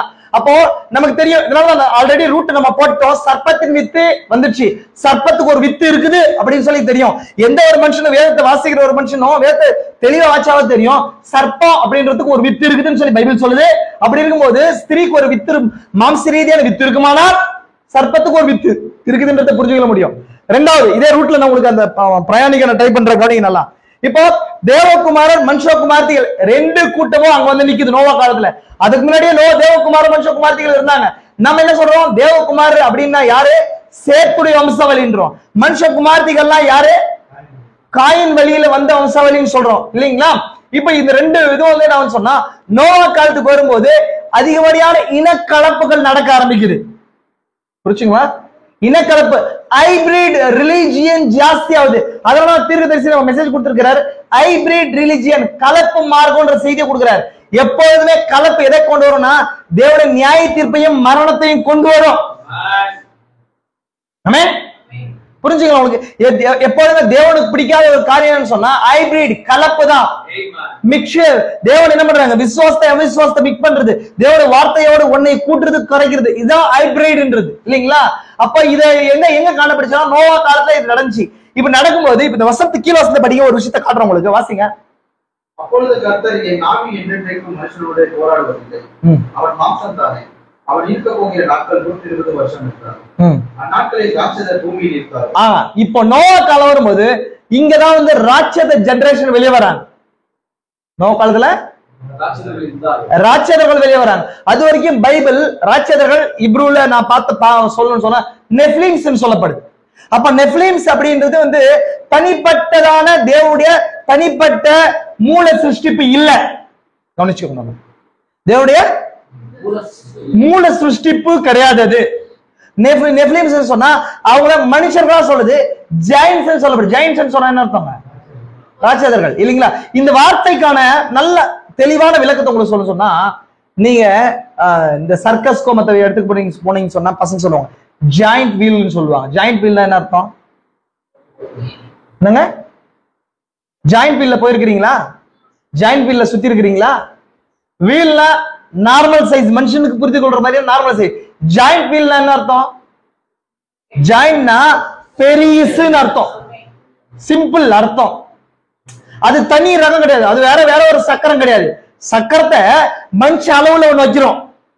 சக்கரம் இவ்வளவு பெருசு இருக்குன்னு சொல்லி நம்ம ஹியூமன் தாட்ல ஒண்ணு வைக்கிறோம், யூஸ் பண்றோம். ஆனா ஜாயிண்ட் அப்படின்னு போது இருக்கிற அளவுட அது பெருசா இருக்குன்னு அர்த்தம். அப்போ இங்க ஜாயிண்ட்ஸ் அப்படின்னு சொல்லும் போது, நெப்லிம்ஸ் சொல்லும் போது அவங்க புது இனம் கிடையாது. மனுஷன்லயே மூல சிருஷ்டிப்புல இருந்து தேவன் ஆணைய பணைய இந்த சைஸ்ல படிச்சிருந்தார். ஆனா நோவா காலத்துக்கு வரும்போது அங்க நோவா காலத்துல இருக்கிற ஜனங்கள் இருக்கிற மனுஷ தேவன் படைச்ச அந்த மூல சிருஷ்டிப்பை காட்டிலும் உயரமானவர்களாகவும் அழகுலையும் அறிவிலையும் பெரியவர்களா காணப்பட்டிருக்கிறார். அப்ப அந்த காலத்துல வெளி வந்திருக்குது. புரிஞ்சா உங்களுக்கு? ஜாயிண்ட் வீல் அப்படின்றது எப்படி நம்ம சக்கரத்தை என்ன பண்றோம்? ஃபார் எக்ஸாம்பிள் என்ன சொல்லணும், வாட்டர் கேன் நம்ம ஹியூமன் இவ்வளவு பெருசு நம்ம பாக்குறோம். வாட்டர் கேன் இவ்வளவு பெருசு இருந்துச்சுன்னா என்ன சொல்வீங்க? அப்படிதான் உங்களுக்கு.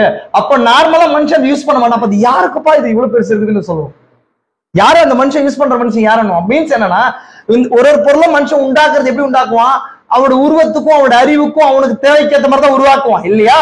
அப்போ அதை தாண்டி அவனுடைய அறிவுக்கும் அளவுக்கும் தாண்டின ஒரு பொருளை தான் என்ன பண்ணுவோம்? ராட்சதர் ஜாயிண்ட்ஸ் என்ற பொருளை ஒரு பேரை உபயோகிப்போம். அந்த மாதிரி தேவனுடைய அது காலம் ஏறக்குறைய நோவோட ஜலப்பிரளயம் வந்த வருஷம் 1656 வருஷம். ஆதாம்ல இருந்து எத்தனை வருஷம்? 1656 வருஷம். அதுல இருந்து 120 வருடங்களை நீங்க மைனஸ் பண்ணீங்கன்னா ஏறக்குறைய இந்த பக்கம் ஒரு 56 வருஷம், அந்த பக்கம் ஒரு 100 வருஷம். மீன்ஸ் 556 வருஷம் வச்சுக்கோங்க. 656 வருஷம் வச்சுக்கோங்களேன். 1500 வருஷம், 500 வருஷம், 1500 வருஷம் இந்த ராட்சதர்கள் இருந்ததுக்கான எவிடன்ஸ் பைபிள் சொல்ல நமக்கு. கவனிச்சுக்கோங்க நல்லா. நான் இதை எடுத்துட்டு வந்து வெளிப்படுத்தல, நான் பொருத்தி நான் காட்டுறேன். அதுக்காக தான் இந்த பாயிண்ட் நான் உங்களுக்கு வைக்கிறேன். புரிஞ்சுக்கோங்க உங்களுக்கு. அது வரைக்கும் யார் கிடையாதுங்க ராட்சதர்களை பைபிள் சொல்ல. ராட்சதர்கள் உடனே ஜனங்களை நம்மளோட மைண்ட் செட் நம்மள காமிக்ஸோ இல்ல டிவியோ எப்படி போக்கஸ் பண்ணு சொன்னா 4 கை வச்சிருக்கிறதாவும் ஒரு கொம்பு வச்சிருக்கிறதாவும் இல்லையா, மனுஷன் பெரியவனா இருக்கிறதாவும் இல்ல 10 கை 10 கால் இருக்கிறதாவும் சொல்லப்படுது கிடையாது. ராட்சதம் அப்படின்னு அந்த நெப்லிம்ஸ் என்ற வார்த்தைக்கு இருக்கிறத விட அளவு கூடினதுன்றது அர்த்தம். இப்ப நீங்க படிக்கிறீங்களா ராட்சத பல்லி படிக்கிறீங்களா இல்லீங்களா? ராட்சத பல்லி தான் டைனோசர் தான் ராட்சத பல்லின்றோம். ஏன்னா பல்லி அப்படின்னும் போது இந்த பல்லி இனத்துலதான் டைனோசர் வருது. நான் சொல்றேன் இல்லைங்களா, பயாலஜிக்கல் ஃபேமிலியில பல்லி இனத்துலதான் என்னங்க அநேக வருது. பல்லியோ அதுக்கப்புறம் என்னங்க இது இருக்கு இல்லைங்களா, என்ன கொர்க்கடைல் உடும்பு அதுக்கப்புறம் என்னங்க ஆன்டிடர்னா எறும்பு தின்னி. அதே போல என்னங்க இன்னொன்னு ஒரு சில மிருகங்களா அதுல பெருசா இருக்கிறது போது அது என்ன பண்ணுவாங்க ராட்சத பல்லி டைனோசர் காணப்ப. இந்த மாதிரி நோவா காலம் வரும்போது ராட்சதர்கள் அங்கே காணப்பட்டார்கள். எப்படி ராட்சதர்கள் வந்தாங்க புரிஞ்சுக்கோங்க நல்லா, பாயிண்ட புரிஞ்சுக்கோங்க. இப்ப அது கீழ் வசந்த படிப்பா. மனுஷனுடைய அக்கிரமம் பூமியிலே பெருகினது என்றும் அவன் இருதயத்தின் நினைவுகள் தோற்றமெல்லாம் நித்தமும் பொல்லாததே என்றும் கர்த்தர் கண்டு. இல்லங்க கரெக்டா வாசிங்க. அந்நாட்களில் ராட்சதர் பூமியிலே இருந்தார்கள். பின்பு தேவகுமாரர் மனுஷகுமாரத்திகளோட கூடுகிறதினால் இவர்கள் அவர்களுக்கு பிள்ளைகளை பெற்ற போது இவர்களும் பூர்வத்தில் பேர் பெற்ற மனுஷர்களாகி பலவான்கள் பூர்வத்தில் பேர் பெற்ற மனுஷராகிய பலவான்கள் ஆனார்கள். இங்கதான் அந்த வசனத்தான விளக்கம் தெளிவா காணப்படுது. நீங்க நோவா காலம் வரைக்கும் அங்க ராட்சதர் இருந்தாங்க அப்படின்றதுக்கான வசன விளக்கம் நமக்கு இல்ல. கவனிச்சுக்கோங்க. நோவா காலம் வரும்போது மீன்ஸ் ஏனோக்கு காலம் வரும்போது ராட்சதர்கள் நம்ம கண் கூட தெரியுறாங்க.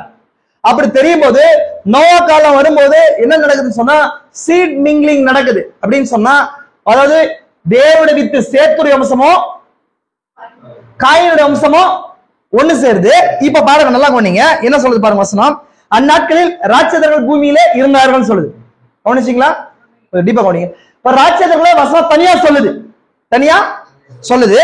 பின்பு அதுக்கப்புறம் தேவகுமாரர் மனுஷ குமார்த்திகளோட கூடுகிறதினால் அப்படின்னா யார் யார் கூடுறாங்க அப்படின்னா இன சேர்க்கையில ஈடுபடுறாங்க. மீன்ஸ் என்ன அவங்க இன கலப்புல ஈடுபடுறாங்கன்னா தேவகுமாரரும் மனுஷகுமார்த்திகளும் கூடுகிறதுனால் இவர்களும் அவர்களுக்கு பிள்ளைகளை பெற்றபோது இவர்களும் பூர்வத்திலே பெயர் பெற்ற மனுஷராகிய பலவான்கள் ஆனார்கள். அப்படின்னா ராட்சதர்கள் அப்படின்றது தனியா வச்சுட்டு தேவகுமார்த்தியும் தேவகுமாரும் மனுஷகுமார்த்திகளும் ஒண்ணு சேர்றதுனால பிறக்கிற பிள்ளைகளும் பலவான்களா இல்ல உயரமோ அளவுலயோ பலத்திலையும் பெரியவர்களா இருக்கிறாங்க. அப்படின்னா இந்த ரெண்டு பேர்ல யாரோ ஒருத்தர் ராட்சதா இருக்கணுமா இருக்க கூடாதா?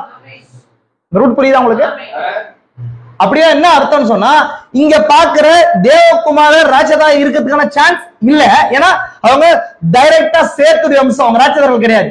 அப்படின்னா தேவகுமாரர் மனுஷகுமார்த்திய சேர்ந்து பிறக்கிற குழந்தைகள் அது எப்படி இருக்கிறாங்க சொன்னா அது எப்படி இருக்குன்னா மனுஷனும் இல்லாம அந்த ராட்சதரும் இல்லாம மிடிலா ஒரு சைஸா இன்னும் ஹைட்டா அதாவது நார்மல் ஹியூமனை காட்டிலும் உயரத்திலையும் அளவுலையும் பெரியவர்களா இருக்கிறாங்க. அப்படின்னா இந்த ரெண்டு பேர்ல ஏதோ ஒண்ணு ராட்சத லைன் அப் இருந்திருக்கணும்.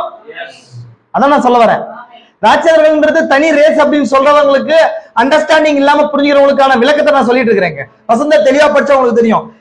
ராட்சதர்கள் அங்கே இருந்தார்கள் சொல்லி வசனம் சொல்லுது. நிறுத்திட்டு தேவகுமாரரும் மனுஷகுமார்த்திகளும் கூடி பிறக்கிற பிள்ளைகள் பூர்வத்திலே பேர் பெற்ற பலவான்கள் இவங்களும் அப்படின்னா பிறந்த குழந்தைகளும் பலசாலிகளா உயரத்திலையும் பலசாலிகளா மாறினாங்க போது அப்ப இந்த இடத்துல யாரோ ஒருத்தர் இங்க இனக்கலப்புல ஈடுபடுற யாரோ ஒரு டீம் என்னவா இருக்கணும்?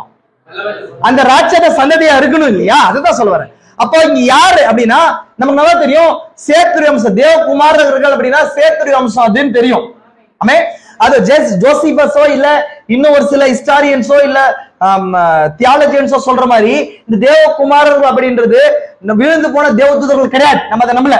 ஏன்னா தேவதூதர்கள் என்ன பண்ண முடியாது, ஆவிகளா பிசாசு என்ன பண்ண முடியும், ஒரு ஆவியா ஒரு மனுஷனுக்குள்ள போக முடியுமே தவிர ஒரு வித்தை கொண்டு வர முடியாது. வித்துன்றது பாடியோட சம்பந்தப்படுது. அதனால பிசாசு அவனுடைய வித்தை ஏவல்ல என்ன பண்ணல கொண்டு வரல, சர்ப்பத்தின் வித்தை கொண்டு வந்தா ஐடியாலஜிய ஏவலோட சிந்தை கொண்டு வந்தான். புரிஞ்சா உங்களுக்கு? பிசாசால சிந்தையில தான் செயல்பட முடியும், பாடியில செயல்படுறத சர்ப்பத்தை எடுத்துக்கின்னு உள்ள கொண்டு வந்தான். நல்லா ரெண்டு விஷயம் நான் தான் சொன்ன. சர்ப்பத்தின் விதத்துல அநேக நபர்கள் மிஸ் பண்ற ஒரு பாயிண்ட் இதுதான். என்ன மிஸ் பண்ணுவாங்கன்னா சர்ப்பத்துடைய மாம்ச ரீதியான கலப்பை மட்டும் பார்ப்பாங்க. ஆவியில நடந்த இல்ல சிந்தையில நடந்த இல்ல ஆவியில் ரெண்டு விதமான கலப்புகள் நடந்திருக்குதாங்க, மிக்ஸ்அப் நடந்திருக்குது. அநேக நபர்கள் மாம்ச ரீதியான இனக்கலப்பை மட்டும் புரிஞ்சுட்டு எடுத்துட்டு போறதுனாலதான் சர்ப்பத்தின் அடிச்சுவடை குறிச்சு சரியான வெளிப்பாடை பெற்றுக்கொள்ள முடியல. தீர்க்கதரிசி தெளிவா சொல்றாரு. ஏற்கனவே அதை குறிச்சு எல்லா நோட்ஸும் வாசிட்டேன். பிசாசு முதல்ல நடந்த இனக்கலப்பம் முதல் நடந்த பாவம் சிந்தையில நடந்துச்சு. அப்படின்னா சிந்தையில தன்னுடைய வித்தை கொண்டு வந்தான். அப்போ தேவனுடைய வித்துன்றது அவருடைய வார்த்தையா இருக்குது, பிசாசுடைய வித்துன்றது அவருடைய வார்த்தையா இருக்குது. அவருடைய அவிசுவாசியமாகிய வார்த்தையை தேவனுடைய சிந்தையில கொண்டு வந்தான். ஏவாளுடைய சிந்தை சபைக்குள்ள கொண்டு வந்தான். மாம்ச ரீதியா சர்ப்பத்தின் வித்தை கர்ப்பத்துல கொண்டு வந்தான். இதான் பாயிண்ட், புரிஞ்சுக்கலாம். அப்ப அப்படி இருக்கும்போது பிசாசுக்கு அவனுடைய வித்து, பிசாசுக்கு மாம்சரீதியான வித்தை இருக்குமா, வித்து இருக்கணும்னு சொன்னா அதுக்கு ஒரு பாடி வேணும் இல்லையா? அப்ப பிசாசு பாடி இருக்குதா? பூமி ரீதியில மண்ணான சரீரம் இருக்குதா பிசாசுக்கு? இல்ல. அப்படி இப்ப மண்ணான சரீரம் இருக்குதுன்னு சொன்னா பிசாச சிருஷ்டிக்கிறா இருக்கணும்ன்ற தீர்க்கதரிசி. பிசாசு இல்லாத ஒரு விஷயம்னு சொன்னா சிருஷ்டிப்புன்ற வல்லமை. அதனால பிசாசு என்ன பண்ணானா மனுஷனுக்கும் சிம்பான்சிக்கு இடையில இருக்கிற சர்ப்பத்தை தெரிந்து கொண்டு அதுல தன்னை ஊற்றி கொண்டு அனாய்ட் பண்ணிக்கின்னு சிந்தையின்படி அனாய்ட் பண்ணு அந்த ரத்தத்தை மனுஷ ரத்தோட கலப்படம் பண்றான். புரிஞ்சுங்களா? அப்போ இந்த அடிப்படையில தேவ தூதர்கள் மனுஷ சரீரங்களை எடுத்துக்கொண்டாங்கன்றது ஒரு ஃபால்ஸ் அக்யூசேஷன். ஒரு வேதத்தின்படி உபதேச ரீதியில கரெக்டா வர்ற விஷயம் இல்ல. அதனால நான் டைரக்டா அந்த டாபிக் குள்ள போகல, அதை டினை பண்றோம். நம்ம ஏற்றுக்கொள்ள இல்லையா? டினைனா ஏற்றுக்கொள்ள எல்லாம் தள்ளுறோன்றது. நான் என்ன பேச வரான்னு சொன்னா இங்க நடந்த அந்த லிட்டரலான கலப்பை குறிச்சு காட்டிட்டு இருக்கிறேன். நெஃபிலிம்ஸ்ன்றது ராட்சதர்கள் எப்படி வந்தாங்க அப்படின்றத நான் காட்டுறேன் உங்களுக்கு. ராட்சதர்கள் எப்படி வந்தாங்க அப்படின்றதையும் காட்டுறேன். அதுக்கப்புறம் ரெண்டாவது இந்த தேவகுமாரருக்கும் மனுஷகுமார்த்திக்கும் பிறந்த குழந்தைகளும் ராட்சத உருவம் படைத்தவர்களா வந்திருக்கிறார். அது எப்படின்றத காட்டுறேன். அது கொஞ்சம் பாட்னிக்குள்ள கொஞ்சம் நான் உள்ள போகணும்னு நினைக்கிறேன். கவனிச்சுக்கோங்க நல்லா. ஃபார் எக்ஸாம்பிள் நல்லா கவனிங்க. இது இருக்கட்டும். இதுக்கு பின்னாடி நான் ஒரு விஷயத்தை காட்டுறேன்.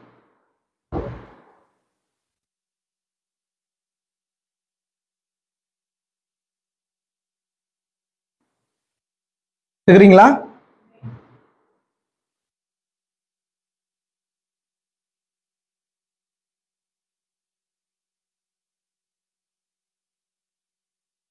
நல்லா கவனிங்க.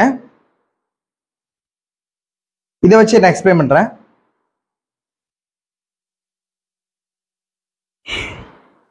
நம்ம இன்னைக்கு மரபியலின் தந்தைன்னு சொல்லி ஒரு சயின்டிஸ்ட் இருந்தார். நான் டீட்டெயிலா வந்து இதுக்கு பாட்னிக்குள்ள போல, சிம்பிளா உங்களுக்கு புரிஞ்சுக்க சொல்றேன். அவர் பேர் கிரீகோர் மெண்டல்னு சொல்லிட்டு அவர் பேர். அவரே என்ன பண்ணாருன்னு சொன்னா, மரபியல் அப்படின்னு சொன்னா, நான் சொன்ன அனிமல் ஃபேமிலின்னு சொன்னாலே அந்த ஃபேமிலிஸ் எல்லாம் வகைப்படுத்த தொடங்கினவர் அவர் தான், கிரீகோர் மெண்டல் சொல்லுவார். அவர் தான் என்ன பண்ணாருன்னு சொன்னா, மிருக ஜீவன்கள்லாம் பார்த்து, ஓ இது இதோடைய இது இனம், இதுக்கு பக்கத்து இனம், இதெல்லாம் ஒரு இனம், இதெல்லாம் ஒரு இனம்னு சொல்லி அந்த இனத்தை வந்து ஒரு அட்டவணைப்படுத்தியவர் அவர் தான் ஃபர்ஸ்ட் கிரீகோர் மெண்டல். ஃபர்ஸ்ட் புரிஞ்சுங்களா உங்களுக்கு? மரபியலின் தந்தைன்னு சொல்லுவாங்க இல்லைங்களா? மரபியல் என்னங்க? Race, gene, father of the அந்த ஜீனியாலஜிக்கான அந்த ரூட்டை கொண்டு வந்துடுறவர். அப்ப அவர் என்ன பண்றாரு சொன்னா, ஒரு எக்ஸ்பெரிமெண்ட் பண்றாரு. இப்ப இந்த எக்ஸ்பெரிமெண்ட் எது காட்டுறேன்னு சொன்னா, இந்த ராட்சதர்கள் எப்படி வந்தாங்கன்ற விஷயத்தை காட்டிட்டு இருக்கிறேன் உங்களுக்கு. நல்லா புரிஞ்சுக்கோங்க, ராட்சதர்கள் எப்படி வந்தாங்க. ஏன்னா நம்ம ஆதியாகமத்துல 3ஆம் அதிகாரத்துல 4ஆம் அதிகாரத்துல ராட்சதர்களை குறிச்சு ஓப்பனான வசனம் இல்ல. ராட்சதர்கள் ஓப்பனான வசனம் இல்ல. ஏன்னா சர்ப்பத்தை குறிச்சு இருக்கிற ரெவலேஷன் ஆதியாகமம் 3ஆம் அதிகாரத்துல மறைக்கப்பட்டிருக்குது, சர்ப்பத்துடைய உருவத்தை குறிச்சோ எல்லாமே. அப்ப சர்ப்பம் ஒரு ராட்சதனா இருந்தா மீன்ஸ் மனுஷன காட்டிலும் உயரத்திலையும் அளவுலையும் எல்லாத்துலயும் பெரியவனா இருந்தா திருப்பதி சொல்றாரு. அப்போ மனுஷன் சர்ப்பம் பெரியவனா இருக்கும்போது அவன் என்னவா இருந்திருக்கிறான்? ராட்சதனா இருந்திருக்கிறான். மீன்ஸ் காயினை குறிச்சு இல்ல காயின் வழி வம்சாவளியில வந்த ஜனங்களை குறிச்சு வசனம் ராட்சத தன்மையில இருந்தாங்கன்றத குறிச்சு பேசல. ராட்சதர்கள் இருந்தாங்கன்றத குறிச்சு எப்ப பேசுதுன்னு சொன்னா, சரியா ஏனோக்கு காலம் வரும்போது, மீன்ஸ் நோவா காலம் வரும்போது பேசுது வசனம். அப்ப இந்த ராட்சதர்கள் எப்படி வந்தாங்க அப்படின்னு சொல்லி பார்த்தா, இங்க கிரீகோருடைய என்ன பண்ணுது சொன்னா, டிஹைபிரைட் கிராஸ் எக்ஸ்பெரிமெண்ட் அப்படின்னு சொன்னா, இந்த ஹைபிரைட் கிராஸ் எக்ஸ்பெரிமெண்ட் பண்ற கிராஸ் எக்ஸ்பெரிமெண்ட்னா என்ன பண்றாங்க சொன்னா, இங்க பாருங்க, ரெண்டு வெவ்வேறு வகையான விதைகளை செடிகளை எடுத்துக்கிறாரு. நல்லா கொஞ்சம் நான் தான் சொன்னேன்.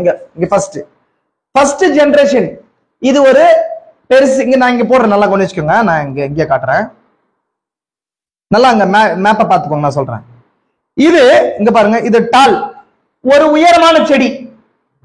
மீன்ஸ் இந்த உயரமான செடிய ஜீன் ஆஃப் காட்னு சொல்லி சொல்றேன் நான். புரிஞ்சுக்கோங்க நல்லா, தேவனுடைய செடின்னு சொல்றேன். இது ஸ்மால் டி, இங்க இருக்குல்ல ஸ்மால் டி போட்டிருக்கா, எங்க ஸ்மால் டி. இது டால், இது டுவாஃப். டுவாஃப்னு சொன்னா சின்னதுன்னு அர்த்தம். இதை என்னன்னு போட்டிருக்க, என்னன்னு போடுறேன்னு சொன்னா ஜீன் ஆஃப் சாட்டன், பிசாசுடைய சந்ததின்னு எடுத்துக்கிறேன் எக்ஸ்பெரிமெண்ட்டுக்காக. அப்ப அவர் ரெண்டு விஷயத்தை எடுத்துக்கின்னு ஃபர்ஸ்டா இனக்கலப்பு செய்யறாரு, ரெண்டு சேர்க்கிறார், ஒரு ஆண் பெண் சேர்க்கிறார். சேர்க்கும் போது அந்த பிறக்கிற குழந்தைகள் எப்படி பிறக்கிறாங்க சொன்னா, இந்த ஃபர்ஸ்ட் டி இருக்கு இல்லையா, இங்க பாருங்க, பிறக்கிற குழந்தைகள்லாம் ஹைட்டான குழந்தைகளா வராங்க. ஃபார் எக்ஸாம்பிள் இது பெரிய டி, இது சின்ன டி. இது ஃபர்ஸ்ட் ஜெனரேஷன்ல ரெண்டு என்ன பண்ணுது, ஒன்னு சேர்ந்து பிறக்கிற குழந்தைகள், ரெண்டு குழந்தைங்க பிறக்கிறாங்கன்னு வச்சுக்கோங்களேன். பிறக்கிறவங்க எப்படி பிறக்கிறாங்க? டால் மீன்ஸ் ஜீன் ஆஃப் காட் பிறக்கிறாங்க. ஆனா இனக்கலப்பு எப்படி நடந்திருக்கு? சின்னதுக்கும் பெருசுக்கும் சேர்ந்து நடந்திருக்குது. ஆனா பிறக்கிற குழந்தைங்கள்ல அந்த சுவாபம் என்ன ஆகலாங்க, வெளிப்படல, ஆனா உள்ள இருக்குது. அதான் நான் காட்டுறேன் உங்களுக்கு, அதுதான் உங்களுக்கு காட்ட விருப்பப்பட்டுக்கிறேன் உங்களுக்கு. ஒண்ணு டால் பிளான்ட், இன்னொரு பிளான்ட்னா செடி, இன்னொன்னு டுவார்ஃப் பிளான்ட். இது ரெண்டும் சேர்ந்து பிறக்கிறது டால் பிளான்ட்டா பிறந்திருக்குது, வருது. அதோட ஃபர்ஸ்ட் ஜெனரேஷன். புரிஞ்சுக்கோங்க நல்லா. இப்போ அதுல இருந்து எடுத்து அடுத்து அந்த ரெண்டும் ஒண்ணு சேர்ந்து அடுத்த ஜெனரேஷன் வெளியே வருதுன்னு வச்சுக்கோங்களேன். ஒரு எக்ஸ்பெரிமெண்ட் பண்ணிருக்கிறாரு, மென்டல் எக்ஸ்பெரிமெண்ட் சொல்லிட்டு கிராஸ் ஹைபிரிட் எக்ஸ்பீரியன்ஸ் சொல்லுவாங்க. அது பண்ணிருக்கிறாரு. அதுபடி நான் இதை எக்ஸ்பிளைன் பண்றேன் உங்களுக்கு. இது ரொம்ப ஈஸி தான், கிரிட்டிக்கல் பண்ணிக்காதீங்க, புரிஞ்சுக்கோங்க. அப்போ ஃபர்ஸ்ட் ஜெனரேஷன்ல ரெண்டு இனா போச்சு, இப்போ டாலாதான் வந்திருக்குது. மீன்ஸ் அந்த ஜெனரேஷன்ல தேவோட வித்துக்களா வந்திருக்குது. ஏன்னா நோவா காலத்துல முன்னாடியே காயினுடைய சந்ததியும் தேவனுடைய சந்ததியும், அப்படின்னா மிருகத்துடைய பிளட் யாருக்குள்ள உள்ள வந்துருச்சு, மனுஷனுக்குள்ள கலந்துருச்சா இல்லையா? இப்போ காயின் வந்து ஆஃப் மேன் ஆஃப் பீஸ்ட், கரெக்டா? பாதி மனுஷன். ஆனா ஃபர்ஸ்ட் டைம் உள்ள வரும்போது எது வந்திருக்குது? மனுஷன் வந்திருக்கிறாங்க. புரிஞ்சா உங்களுக்கு? நான் எக்ஸாம்பிள் சொல்றேன். அப்ப அது ஆனா அவருக்குள்ள மிருகத்துடைய பிளட் இல்லன்னு அர்த்தம் கிடையாது, உள்ள டிராவல் ஆயிட்டு வருது. அப்ப அடுத்த ஜெனரேஷன்ல அது மிக்ஸ் ஆகும் போது வருமானு பார்க்கலாம். இப்ப வருமானு பார்க்கலாம். இப்ப இந்த ஃபர்ஸ்ட் ஜெனரேஷன்ல பிறந்த குழந்தைகள் இது இல்லையா, இப்ப என்ன பண்றாங்க சொன்னா ஃபர்ஸ்ட் ஜெனரேஷன்ல இந்த டி, அதாவது இந்த ஸ்மால் டீயும் இந்த ஃபர்ஸ்ட் டீயும் சேர்ந்து இந்த ஃபர்ஸ்ட் லைன் பிறகுது. ஃபார் எக்ஸாம்பிள் இதான் நான் சொல்றேன், இதான் காட்டுறேன், கவனிங்க நல்லா. இந்த ஸ்மால் டி இந்த ஸ்மால் டி சேர்ந்து இது டாலா பிறகுது ஃபர்ஸ்ட். புரிஞ்சுக்கலாம் உங்களுக்கு? அப்பா இது தகப்பன தாயும் டாலு, அதாவது உயரமான செடிகள், உயரமான செடி பிறந்துச்சு. கரெக்ட். இப்ப ரெண்டாவது என்னாவதுன்னா இந்த டீயும் இங்க இருக்கிற ஸ்மால் டீயும் சேர்ந்து, ஏன்னா இதுதான் மேலோங்கி இருக்குது தன்மை, இந்த டீ தானே மேல இருக்குது, அதனால இது ரெண்டு சேர்ந்து திரும்ப எதை பிறப்பிக்குது, இது டாலா பிறப்பிக்குது. புரிஞ்சா இல்லைங்களா? இந்த டீயும் இந்த டீ சேருது. ஃபர்ஸ்ட் இந்த டீயும் இந்த டீயும் சேர்ந்துச்சு, ஃபர்ஸ்ட் என்ன வந்துச்சு, இது பிறந்துச்சு இல்லையா? 2 டீ பிறந்துச்சு, இதை காட்டினேன், 2 டீ பிறந்துச்சு. கரெக்டுங்களா? ஃபர்ஸ்ட் கேபிட்டல் டி ரெண்டு சேர்ந்து உயரமான செடிகளை பிறந்துச்சு. அப்ப ரெண்டாவது எப்படி சேரணும், இந்த ஃபர்ஸ்ட் டீயும் இதுல இருக்கிற செகண்ட் டீயும் சேர்ந்து திரும்ப கேபிட்டல் எல்லாம் பிறந்திருக்குது, பெரிய ஐட்டம் எல்லாம் பிறந்திருக்குது. ஆனா அதுக்குள்ள என்ன குணம் இருக்குது, உள்ள இருக்குது, வெளிப்படல. இது புரிஞ்சுக்கலாம் உங்களுக்கு? இப்ப ரெண்டாவது திரும்ப இது முடிஞ்சிருச்சு, இந்த ஸ்மால் டீயும் மிக்ஸ் ஆயிட்டு என்ன பண்ணுது, திரும்ப பிறகுது, திரும்ப டீ தான் வந்திருக்குது, இங்க கேபிட்டல் டி வந்திருக்குது. அப்ப அந்த இடத்துல திரும்ப என்ன வெளிப்படல, உள்ள இருக்கிற ஸ்மால் டி அந்த ஜெனரேஷன்ல வெளிப்படல. புரிஞ்சுங்க நல்லா? அடுத்தது பாருங்க, திரும்ப இந்த டீயும் இந்த டீ இருக்கு இல்லையா, இந்த டீயும் சேர்ந்து பிறக்குது, இங்க 2 ஸ்மால் டீ வந்திருக்குது அப்படின்னு சொன்னா, இந்த ஒரு 2 பெரிய உயரமான பிள்ளைகளுக்கு, உயரமான பெற்றோருக்கு ஒரு குள்ளமான செடி பிறந்திருக்குது. இது எப்படி வந்துச்சு, புரிஞ்சுக்கலாம் உங்களுக்கு? இது தெரியாம இருந்தீங்கன்னா இந்த காரியம் நான் வரைகிற பாருங்க, இந்த காரியம் நமக்கு தெரியல, நம்ம பாக்குறது இந்த விஷயம் தான் பாக்குறோம். இவங்க 2 பேரும் ஹைட்டானவங்க தானே, இவங்களுக்கு 3 குழந்தைங்க பிறந்திருக்காங்க, 3 பேர் ஹைட்டா பிறந்திருக்காங்க, ஓகே. பட் இந்த குள்ளமானது எங்க பிறந்துச்சு அப்படின்றது அங்க மறைக்கப்பட்டோம். அப்போ இது என்ன தெரியும் சொன்னா, இதுக்கு முன்பதாக இது எங்கேயாவது வந்து ஸ்மால் டீயோட மிக்ஸ் ஆயிருக்குதா அப்படின்ற அந்த ரகசியம் வெளிப்படும் போதுதான் இந்த ஸ்மால் எங்க வந்துச்சுன்றது நமக்கு தெரியும். புரிஞ்சுக்கணும் உங்களுக்கு? அப்ப ஏன்னா ஒரு ஜெனரேஷனோ 2 ஜெனரேஷனோ மரபு வழி தகவல்கள் சொல்லுவாங்க. மரபு வழி தகவல்கள்னா, ஒரு குழந்தை வந்து பிறக்கணும்னு சொன்னா ஹைட் இருக்கணும், கண்ணு இந்த கலர்ல இருக்கணும், உருவம் இந்த கலர்ல இருக்கணும்னு சொல்லி எது முடிவு பண்ண சொன்னா டிஎன்ஏன்னு சொல்லுவாங்க. அந்த டிஎன்ஏக்குள்ளதான் மரபு தகவல்கள் சேமிக்கப்பட்டிருக்கும். புரியுதுங்களா? மரபு தகவல்கள் என்ன பண்ணும், மரபு தகவல்னா என்னுடைய சுவாபமோ, எனக்குள்ள இருக்கிற பிளட் லைனு, எனக்குள்ள இருக்கிற எல்லா தன்மைகளும், உருவம் எல்லாமே என்னுடைய அடுத்த ஜெனரேஷனுக்கு ரத்தத்தின் மூலமா என்ன பண்ற, கடத்துவோம். எல்லா மனுஷனும் அப்படி கடத்துவோம். அப்போ எனக்குள்ள இருக்கிறது எப்படி, என் தகப்பன் வழியிலிருந்து ஆயிரக்கணக்கான வருஷத்துல இருந்து என் பிளட் வழியா கடத்திட்டே வரும். அப்போ எனக்கு பிறக்கும், நான் பிறந்து வரும்போது அது வெளிப்பட்டிருக்காது. அடுத்த ஜெனரேஷன் ஏதோ ஜெனரேஷன் வரும்போது அந்த பண்பு உள்ள இருக்கிற அந்த பண்பு ஜாஸ்தி ஆகும் போது என்ன ஆகும், அது வெளிப்படும். இப்ப என்ன வந்து சொன்னா, இந்த இடத்துல நான் ஆல்ரெடி சொல்லிட்டேன், இது 3 நார்மல் ஹைட்டா வந்திருக்குது, இதுல இது மட்டும் ஸ்மாலா வந்திருக்குது. புரிஞ்சுக்கலாம் உங்களுக்கு?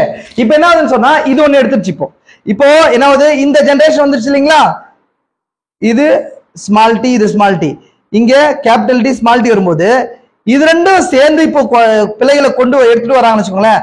இப்ப எல்லாமே ஸ்மால் டீயா கொண்டு வரும். கரெக்டுங்களா? ஃபர்ஸ்ட் மட்டும் இப்ப பாருங்க, இதுக்கு ஃபர்ஸ்ட் குழந்தை பிறகுது, நம்ம இது சேர்த்துறோம், ஸ்மால் டி வந்துருச்சு, இது சேர்த்துறோம், ரெண்டாவது திரும்ப ஸ்மால் டி வந்துருச்சு, ரெண்டாவது ஜெனரேஷன், மூணாவது இது சேர்க்கறீங்க, நாலாவது சேர்க்கறீங்க, திரும்ப இது ஒண்ணு சேர்த்தீங்க சொன்னா 2 குள்ளமான குழந்தைங்க வருது. இப்போ கரெக்டுங்களா உங்களுக்கு? இப்போ இது ரெண்டையும் மிக்ஸ் பண்றீங்க, தொடர்ந்து ஸ்மால் டீயாவே வருது, 4 ஸ்மால் டீயா வருது. புரிஞ்சுங்களா? ஆனா நீங்க இந்த ஜெனரேஷன் பார்க்கும்போது, இதுல பார்க்கும்போது 2ம் உயரமான செடிகள் தான். உள்ளிருந்து சுவாபங்கள் வெளியே வரும்போது, ஜெனரேஷனை தாண்டி வரும்போது, இந்த இடத்துக்கு வரும்போது தான் டோட்டலா எல்லாமே ராட்சதர்களா வந்திருக்கிறாங்க. இங்கதான் என்ன வந்திருக்கிறாங்க. அதனாலதான் ஜெனரேஷன் கேப்ல அந்த சுவாபம் உள்ளே டிரான்ஸ்ஃபர் ஆகி வந்துட்டு இருக்குது. இதுக்காக தான் நான் இந்த எக்ஸ்பெரிமெண்ட் எடுத்தேன், மென்டல் எக்ஸ்பெரிமெண்ட் எடுத்து உங்களுக்கு எக்ஸ்பிளைன் பண்ணேன். உங்களுக்கு புரியுதுங்களா? உங்களுக்கு இப்படிதான் நோவா காலத்துல எப்படி ராட்சதர்கள் வந்தாங்க. ஏன்னா முதல் கலப்புன்றது பைபிள்ல என்ன பண்றது, வேதத்துல யார் எல்லாருக்குமே மறைக்கப்பட்டிருக்கு. அதனால எப்படி ராட்சதன் வந்தான்னு சொல்லி இன்னைக்கு தியாலஜியன்ஸ்க்கும் பைபிள் ஸ்காலர்ஸ்க்கும் தெரியாம ஏஞ்சல்ஸ் வந்து மனுஷனோட மிக்ஸ் ஆகி அவர் வந்துட்டாங்கன்னு சொல்றாங்க. ஆனா சர்ப்பத்தின் வித்தை குறிச்சு வெளிப்பாடு தீர்க்கதரிசிக்கு நமக்கு தெரியுதுனால்தான் இந்த முதல் இனக்கலப்பு நமக்கு தெரியுது. ஓ இங்கதான் வந்திருக்குது. அது ஜெனரேஷன் தாண்டி மிக்ஸ் ஆகி வரும்போது இந்த இடத்துக்கு வரும்போது டோட்டலா நெஃபிலிம்ஸ் வந்திருக்கிறாங்க. புரிஞ்சுங்களா உங்களுக்கு? டோட்டலா வந்திருக்கிறாங்க. இப்ப பாருங்க இப்படி வந்துச்சு இல்லைங்களா? இங்க இருக்கிற இப்ப டோட்டலா இது என்ன இருக்குது? நான் சொல்றது ஜெயின்ஸ் சொல்றேன் உங்களுக்கு. ஜெயின்ஸ்னா ராட்சதர்கள். இப்ப இதுல இன்னொரு குழந்தை பிறகுது. இது என்ன இருக்குது? Gene of god. சரி இப்படி போடுறேன், கேபிட்டல் டி போடுறேன். கரெக்டுங்களா? Capital T. இதுல இருக்கிற ஸ்மால் டி. இதுதான் தேவகுமாரர், இதுதான் மனுஷகுமார்த்தி. இது ரெண்டு சேர்க்கும் போது இது ரெண்டுக்கும் மிக்ஸ் ஆன மாதிரி ஸ்மால் டீயா குழந்தை பிறந்துச்சுன்னா அதான் பூர்வத்துல பேர் பெற்ற மனுஷராகிய பலவான்கள் ஆனார்கள் சொல்லுது. இப்ப என்ன சொல்லுது? தேவகுமாரரும் இங்க பாருங்க, தேவகுமாரரும் மனுஷகுமார்த்திகளும் இப்படி சொல்ற அந்த வசனத்தை நான் எக்ஸ்பிளைன் பண்ற பாருங்க. அந்த நாட்கள்ல ராட்சதர்கள் பூமியில இருந்தார்கள். யாருன்னு சொல்லி நமக்கு தெரியல. ஆனா வசனம் அடுத்த லைன் எப்படி சொல்லுது? அந்த தேவகுமாரும் மனுஷகுமார்த்திகளும் மனுஷகுமார்த்திகளை சௌந்தரியம் உள்ளவர்கள் என்று கண்டு அவர் பெண்களை தெரிந்து கொண்டார்கள். இப்போ இவர்கள் தேவகுமார் மனுஷகுமார்த்திகளோடு கொடுக்கிறதுனால் இவர்களுக்கு பிள்ளைகள் பிறந்த போது அவர்களும் பூர்வத்திலே பெயர் பெற்ற பலவான்கள் ஆனார்கள். எப்படி வந்தாங்கன்னா இந்த மனுஷகுமார்த்திகள் தான் இந்த ராட்சதர்களா இருக்கிறாங்க இல்லைங்களா? இப்ப ராட்சதர் பிள்ளைகள் பிறக்கும் போது இந்த பிள்ளை இந்துடைய சுவாபத்தை வெளியே கொண்டு வருது. புரிஞ்சுங்களா உங்களுக்கு? முக்கியமான விஷயத்த காட்டி இருக்கிறேன். இப்படிதான் இந்த ரேஸ் நான் சொல்றது மாம்சரிதன் தான் பேசிட்டு இருக்கிறேன். ஆவிக்குரிய காரத்தை இன்னும் பேசல. அது வேற ஒரு விஷயத்துக்குள்ள கொண்டு போவோம். அதையும் நான் காட்டுறேன் உங்களுக்கு. அதையும் நான் உங்களுக்கு காட்டுறேன். மீன்ஸ் கவனிங்க நல்லா. இப்போ இப்படிதான் அந்த ராட்சத சந்ததி அந்த இடத்துல வந்துச்சு. இப்போ இங்க பாருங்க, அடுத்தது நான் அடுத்த மேப் காட்டுறேன் பாருங்க. அடுத்த மேப் நல்லா கவனிச்சுங்க. ஒயிட் தான் இது. இங்க ஆதாம் இல்லைங்களா? சேத், ஏனோஸ். டீட்டெயிலா காட்டுமா? டீட்டெயிலா காட்டுறேன். ஆதாம் இல்லைங்களா? ஆபேலுக்கு ஆனவனே சேத்துடைய பிள்ளைகள். இது வந்து ஆண், இது பெண் இல்லைங்களா? இந்த ஜெனரேஷன் டைரக்டா ஏனோஸ் ஜெனரேஷன் வந்துச்சு. இதே நேரத்துல காயின் இருக்கிறான் இல்லையா? சாட்டன் வந்து ஈவில், இது சர்ப்பத்துடைய வழித்தடம். புரியுதுங்களா உங்களுக்கு? அப்போ காயின் என்ன பண்றான்? யார மேரேஜ் பண்றான்? எடுத்தவனே அவனுடைய லைனிங்னு சொன்னா இங்க சேத்துடைய வம்சாவளில இருந்து ஒரு பெண்ணை தான் மேரேஜ் பண்றான். இது பெண், இந்த உருவம் பெண், இந்த உருவம் ஆண்.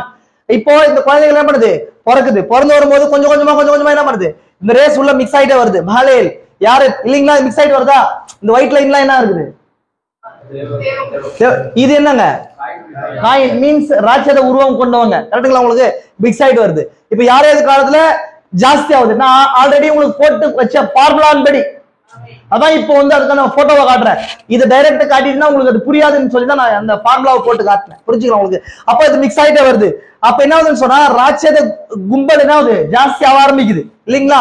இப்போ நோவா காலம் வரும்போது எல்லாமே ராட்சத சர்ப்பத்தின் வித்துகள் டோட்டலா மிக்ஸ் ஆகி போச்சு. புரிஞ்சுங்களா உங்களுக்கு? எல்லாமே பாடியிலி நோவா ஜெனரேஷனை விட்டுட்டு மத்த எல்லாமே என்ன ஆகி போச்சு? இப்போ எல்லா ராட்சத சந்தி பாடியிலி வந்துருச்சு. அப்ப அந்த காலத்துல என்னன்னு சொன்னா இனக்கலப்பு வேற செய்ய ஆரம்பிச்சாங்க. மீன்ஸ் அங்க என்னாச்சு? நோவா காலத்துல நடந்தது போல மனுஷகுமாரன் வரும் நாட்கள் நடக்கும் அப்படின் போது நோவா காலத்துல மேரேஜ் யூனியனுக்கு, மேரேஜ் அக்ரிமெண்ட்டுக்கு, மேரேஜ் கவர்னன்ட்டுக்கு வேல்யூ கிடையாது. என்ன கிடையாது? வேல்யூ கிடையாது. எப்படி பிரதர் சொல்றீங்க? நீங்க பாத்தீங்களான்னு சொன்னா இந்த காலத்துக்கு போலதான் நோவா காலமும் இருந்துச்சு.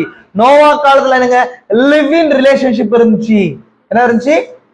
Live in. லிவ்னா கூட, மேரேஜ் இல்லாம கூட எவ்வளவு நாள் வேணாலும் வாழலாம், எல்லா சரீர தேவைகளை பூர்த்தி பண்ணிக்கலாம். எந்த ஒரு கவர்னன்ட், எந்த ஒரு நிபந்தனை இல்ல. அதுல நிபந்தனையோட இல்ல. அதே போல என்ன கிடையாது?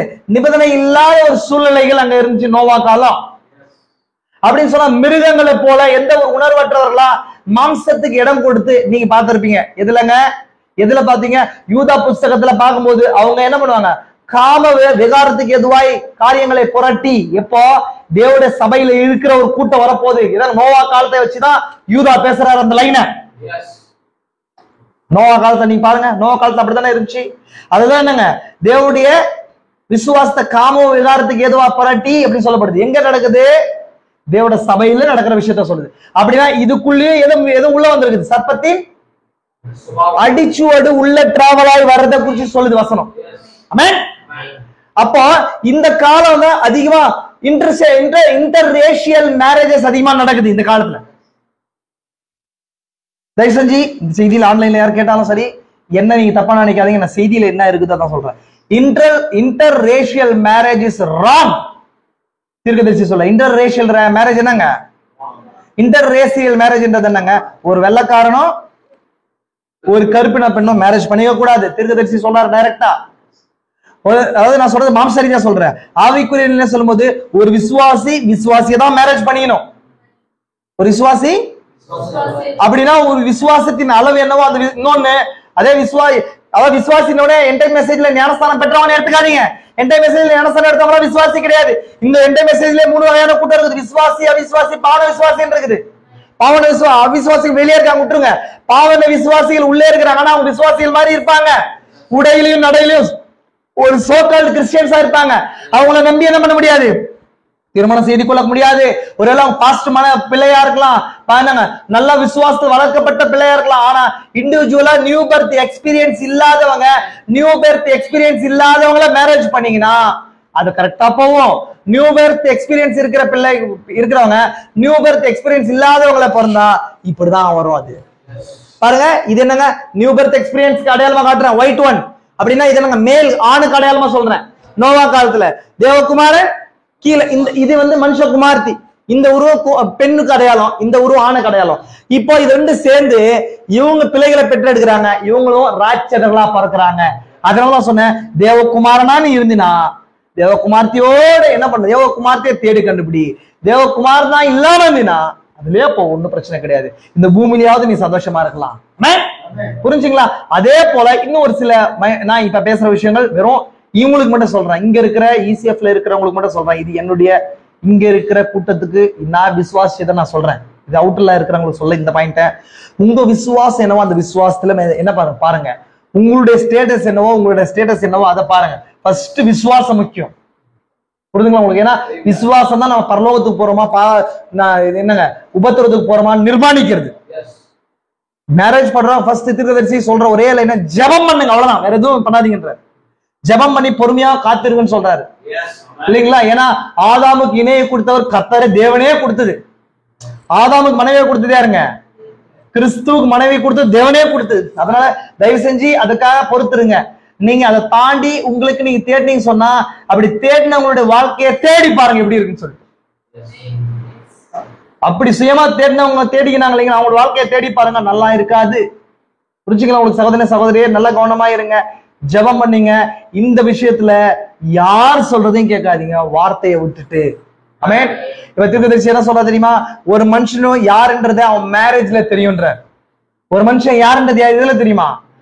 அவன் எப்படி பண்ணாலுமே, எப்படி அவன் மாட்டம் போட்டாலுமே, என்ன அவன் தலைகீழ குட்டிக்காரன் அடிச்சு நான் அது அப்படி இப்படின்னு செய்தியில காட்டினாலுமே அவன் மேரேஜ் வரும்போது தெரியும். ஏன்னா மேரேஜ்ன்றது அவனோட இருதயத்தின் வெளிப்பாடா இருக்குது இல்லைங்களா? மேரேஜ்ன்றது மனைவின்றது என்னங்க? தன்னில் பாதி இல்லையா? தன்னில் பாதியே தன் சுவாபத்தை வெளியில தெரிஞ்சு கொள்றான். அதான் அப்போ தெரிஞ்சு கொள்றதுதான் உன் சுவாபன்றது அது கண்டுபிடிக்க முடியும். புரிஞ்சுங்களா உங்களுக்கு? அப்ப நோவா காலத்துல நடந்த விஷயம் இந்த விஷயம் தான். அப்ப என்ன ஆகுது? சீட் மிங்லிங் நடந்துச்சு. இப்ப தேவன் எப்பொழுதுமே ஹைபிரிடுக்கு விரோதமா இருக்கிறார். எங்க இன்டர்ரேஷியல் என்ன நடக்குது, கலப்பு நடக்குதோ, ஹைபிரிட் நடக்குதோ, அங்கதான் தேவன் நியாய தீர்ப்பை கொண்டு வருகிறார். அது வார்த்தை இருந்தாலும் சரி, அது உலகத்துல ஆண் பெண் கலப்புல இருந்தாலும் சரி. அதனாலதான் தீர்க்கதரிசி சொல்றாரு இன்டர் ரேஸ் என்னங்க? ஒரு மரபு. உங்க மரபுனா உங்க மரபுல பாருங்க. நான் கேஸ்ட சொல்றேன்னு நினைச்சுக்காதீங்க. அதாவது உங்களுடைய கூடுமான வரைக்கும் உங்களுடைய கலாச்சாரத்தையும் நான் சொல்றது இங்க இருக்கிற ஈஸியா சொல்றேன். ஏன்னா இதெல்லாம் பிராக்டிக்கலி சாத்தியம் இல்லாத விஷயங்கள். நான் சொல்றேன் பிராக்டிக்கலி பேசுறேன். நம்ம எல்லாருமே இன்னும் விசுவாசத்துல ஓட்டத்துல ஓடிட்டு இருக்கிறோம். கவனிச்சுக்கோங்க. முதல்ல நமக்கு டோட்டலி ப்ராஹிபிட்டட், தடை செய்யப்பட்டதுன்னு சொன்னா அவிசுவாசிய திருமணம் செய்து கொள்வது. புரியுதுங்களா உங்களுக்கு? அவிசுவாசிய திருமணம் செய்து கொள்வதுன்றது பேண்ட். அது இல்ல, அதுக்கு சான்ஸே இல்ல. இல்ல பரவாயில்ல அப்படின்றதுக்கான சான்ஸே கிடையாது. ஏன்னா அது ஒரு ஆத்மாவே தள்ளுறது. ஆத்மா மட்டும் இல்ல, அடுத்த ஜெனரேஷனையே என்ன பண்றீங்க? இப்ப இங்க பார்த்த மாதிரி பால் படுத்த ஆரம்பிப்பீங்க. அதை தாண்ட விஷயம் அடுத்த விஷயம் ஏதோ அடுத்த விஷயம் என்னன்னு சொன்னா உங்களுக்கு சம்பந்தப்பட்ட உங்களுடைய ஸ்டேட்டஸ் என்னவோ அதுல தேடுங்க. புரியுதுங்களா உங்களுக்கு? ஏன்னா உங்களுக்கு நீங்க என்ன பண்றீங்களோ அதை ஜெபம் பண்ணி அதுக்கான ஸ்டெப்பை முன்னெடுத்து போவீங்களா தவிர நம்மளுடைய அதாவது சொன்னா விரலுக்கேத்த முதல் தான் போடணும். புரியுதுங்களா உங்களுக்கு? உங்க விசுவாசத்தின் அளவு என்னவோ உங்களுடைய அளவு என்னவோ அதுலதான் பார்க்கணும். திருவிதை சொல்ல கருப்பா இருக்கிற பையன் கருப்பா இருக்கிற பொண்ணை என்ன பண்ணு மேரேஜ் பண்ணு, வெள்ளையா இருக்கிற பையன் வெள்ளையா இருக்கிற பொண்ணா மேரேஜ் பண்ணு. எதுக்காக சொல்றேன்னு சொன்னா பிராக்டிக்கல் டிஃபிகல்டிஸ் வரும் இதுல. நான் சொல்றதுல ஒருவேளை இது ஒருத்தருக்கும் தனிப்பட்ட கருத்து இருக்கலாம், ஒருத்தருக்கும் தனிப்பட்ட கருத்து இல்ல. பிரதர் நீங்க சொல்றது ஒரு ரேசிசத்தையும் கேஸ்டையும் ப்ரொமோட் பண்றீங்கன்னு சொல்ல, நான் கேஸ்டை ப்ரொமோட் பண்ண கிடையாது. எல்லாருமே நியூ பெர்த் வந்த பின்னாடி எல்லாருமே என்னங்க நியூ பெர்த்துக்குள்ள பிறந்த எல்லாமே என்னோட சகோதரர்கள் பரலோகத்தின் குடும்பம் தான், அது மாற்றமே கிடையாது. ஆனா நியூ பெர்த் இல்லாம மறுபடியும் பறக்கிற அனுபவம் இல்லாத இந்த விஷயத்த ஓப்பனா சொல்றேன், ஒரு கேஸ்டுக்கு பின்னாடி ஒரு ஸ்பிரிட் செயல்படுது. நான் சொல்றேன் ஆதி ஆமத்துல நான் நிரூபிக்க முடியும். ஆன்லைன்ல பார்த்தாலும் சரி, யார் வந்தாலும் என் கூட நான் சவால் விடுறேன். திருதர்சி செய்தியில நான் ப்ரூவ் பண்றேன், பைபிள்ல ப்ரூவ் பண்றேன். இந்த பூமியில இருக்கிற ஒரு ஜாதிகளுக்குள்ளேயும் ஒரு ஸ்பிரிட், இங்க உயர்ந்த ஜாதி தாழ்ந்த ஜாதின்னு கிடையாது, எந்த ஜாதியில் உயர்ந்த ஜாதி கிடையாது, மறுபடியும் பறக்கிற அனுபவத்துக்குள்ள வந்த தேவனுடைய குடும்பம். அப்படி இல்லாதது எல்லாமே ஒரே பேண்ட்ல தான் இருக்கிறாங்க, தனித்தனி ஜாதின்ற போர்ல பிசாசு பிரிச்சு வச்சிருக்கிறான். ஃபார் எக்ஸாம்பிள் சொல்றேன், இயேசு கிறிஸ்து பிசாசு வந்து இந்த காலத்துல வச்சிருக்கிற வஞ்சகம் ஒன்னே ஒண்ணுதான், ஒரே ஒரு உண்மையான ஒண்ணுதான், போலிகள். உண்மையான இந்த போலிகள் அநேகம் இல்லைங்களா? இப்ப பிசாசு என்ன பண்றான்னா எப்படியாவது தேவனுடைய வழியை விட்டு விலகணும்னு சொல்லிட்டு நாத்திகர் வச்சிருக்கிறான். அதே போல பல தெய்வங்களை வணங்குறாங்களும் வச்சிருக்கிறான். அதே போல இயேசு கிறிஸ்து வணங்களை வச்சாலும் அதே உபதேசம் வச்சிருக்கிறான். அப்போ இவங்களோட இவங்க பெட்டர்ன்னு சொல்ல முடியுமா? சத்தியம் ஒண்ணுதான். பட் இது எல்லாமே பிசாசு அவங்களுக்குள்ள பிரிவினைகளுக்காக பிரிச்சு என்ன பண்ணிருக்கான், உன்னோட நான் பெட்டர் என்னோட நீ பெட்டர்னு வச்சிருக்கோம்னா தவிர அது எல்லாமே ஒண்ணுதானே. அந்த மாதிரிதான் இந்த கேஸ்ட்லயும் நான் சொல்ற ஸ்டேட்மெண்ட் தான். பிசாசு ஜாதிகளை ஈனப்படுத்தினவன், பூமியில இருக்கிற எல்லா ரேசஸையும் அவன் ஈனப்படுத்தி வச்சிருக்கான். ஒருத்தருக்கு ஒரு பூமியில இருக்கிற ஒரு ரேஸ் பின்னாடி ஒரு ஸ்பிரிட் செயல்படுது. நான் சொல்ல ஏரியன் ரேஸ் பின்னாடி என்ன செயல்படுது, நாஜிக் பின்னாடி ஒரு ஸ்பிரிட் செயல்படுது. நான் இது எங்கனால ப்ரூவ் பண்ண முடியும். நான் ஒரு நாள் வேணா அந்த செய்தி எடுக்கிறேன். நான் ஆதியாகமம் 10 அதிகாரத்துல நீங்க பார்க்கலாம், வேதாகமத்துல இருக்கிற ஒரு ஜாதிகளுக்கும் ஒரு குணாதிசயங்கள் வெளிப்பட்டு இருக்குது. ஏன்னா அதுக்கு பிறகு ஒரு ஸ்பிரிட் இருக்கிறதுனால. ஏன்னா ஒரு வார்த்தைகள், ஒரு சுவாபம், ஒரு ஆவி இல்லாம ஒரு சுவாபம் வராது. ஒரு ஆவி இல்லாம ஒரு சுவாபம் வராது. இப்போ ஒரு ஆவிகள் பூமியில இருக்கிற ஒரு ஜாதிகளை கட்டிப்படுத்துது. அந்த எல்லாம் எங்க இருந்தாலுமே அவங்க ஆத்மாவோட தேவோட வித்தாருமானால் நியூ பர்த்துக்குள்ள வரும்போது அந்த பழைய சுவாபம் போகும். இதுதான் நம்ம விசுவாசிக்கிறோம். புரிஞ்சுக்கலாம் உங்களுக்கு? டெப்தா நீங்க பாருங்க. தான் தோன்றித்தனமா நான் ஏற்றத்தாலும் ப்ரொமோட் பண்ணல. ஆனா பிசிக்கலி பூமியில இருக்கிற ஒரு இனத்திலையும் ஒரு ஜாதிலையும் ஒரு மதத்திலையும் ஒரு ஆவிகள் செயல்படுது, அந்த சுவாபம் செயல்படுது. அந்த ரேஸை நீங்க எடுத்து பாருங்க, அது எல்லாத்துக்கும் ஒரு காமனான ஒரு சுவாபம் வெளிப்பட்டுனே வரும். புரியுதுங்களா உங்களுக்கு? எல்லாத்துக்குமே ஒரு காமன் சுவாபம் வெளிப்படும் கண்டிப்பா. இந்த காரியம் என்ன பிரதர் நீங்க இப்படி பேசுறீங்களா அப்படின்னு நினைக்காதீங்க. அகார்டிங் டு பைபிள் நீங்க தனிப்பட்ட விதத்துல உங்களுக்கு ஏதாவது விளக்கம் இருக்குமானா தனிப்பட்ட விதத்துல வந்து என்ன பாருங்க, நான் அதுக்கான எக்ஸ்பிளனேஷன் திருது செய்தியில பைபிள் உங்களுக்கு காட்டுறேன். புரிஞ்சுங்களா உங்களுக்கு? அப்போ நல்லா கவனிச்சுக்கோங்க, இந்த மாதிரி விஷயங்கள் இதுல இருக்குது. நியூ பர்த் இல்லாம இந்த பூமியில உயர்ந்த ஜாதின்னு சொல்லப்படுற எந்த ஜாதியிலும் பிசாசு செயல்படுது. புரியுதுங்களா உங்களுக்கு? புரியுதுங்களா? நியூ பர்த் அடைஞ்ச உலகத்துல ரொம்ப கீழ்த்தரமான ஜாதியினப்படுறவனுக்குள்ள தேவனுடைய ரத்தம் செயல்படுது. அதான் என்னுடைய விசுவாசம். புரியுதுங்களா உங்களுக்கு? நியூ பர்த்ல இல்லாத பூமியில உயர்ந்த ஜாதின்னு யாராவது ஒருத்தர் சொன்னா பாருங்க, அவன் தேவனுடைய பிள்ளை கிடையாது. என்னதான் சோபம் இருந்தாலும் அது பிசாசு. அது அந்த லைனுக்கு அந்த மரபியலுக்கு பின்பதாக பிசாசு செயல்படுறான். அதே போல பூமியில தாழ்ந்தவன் சொல்லப்படுற கேஸ்ட்ல இருக்கிற இல்ல ரேஸ்ல பிறந்தவங்கள நியூ பர்த் வந்துருந்தா அது தேவனுடைய வித்தா கருதப்படும்ன்றது என்னுடைய தெளிவான விசுவாசம். ஆமென். புரிஞ்சுங்களா உங்களுக்கு? வேற ஒரு டாபிக் உள்ள நான் போயிட்டேன், தயவு செஞ்சு தவறா எடுத்துக்காதீங்க. சரி, நம்ம விஷயத்துக்குள்ள சின்ன சின்ன லைன் மட்டும் காட்டுறேன். நான் காட்டு முடிக்கணும் விருப்பப்படுறேன். சரி, நோவா காலத்துல இந்த விஷயங்கள் உள்ள வந்துச்சு. நோவா காலம் வந்து என்ன ஆச்சுன்னு சொன்னா, நோவா காலத்துல டோட்டலா ராட்சதர்கள்லாம் அழிஞ்ச மாதிரி ஆயிப்போச்சு. இந்த பாயிண்ட் நான் கடைசியில முடிச்சு அடுத்த அப்ரகாமுக்கு லீடை கொடுத்து நான் முடிச்சுட்டு போறேன். அடுத்த வாரம் இன்னும் ஒரு சில விஷயங்கள் காட்ட விருப்பப்படுறேன். நோவா காலத்துல ராட்சதர்கள்லாம் முடிஞ்ச மாதிரி விருப்பம் அழிவாய் போச்சு. ஏன்னா தேவன் என்ன பண்ணாரு, நோவாவையும் அவருடைய குமாரர் மூவரையும் நோவாவுடைய மனைவியையும் நோவாவுடைய மருமகளையும் சேர்த்து பேழைக்குள்ள போறான். அப்ப அவன் உள்ள போயிட்டு வெளியே வராங்க. வெளியே வந்தாலும் காம் அவன் எப்படி இருக்கிறான், அவன் எப்படி எப்படிப்பட்டவன், அவனுடைய சுவாபம் எப்படி இருக்குன்னு சொன்னா மிருக சுவாபம் இருக்குது.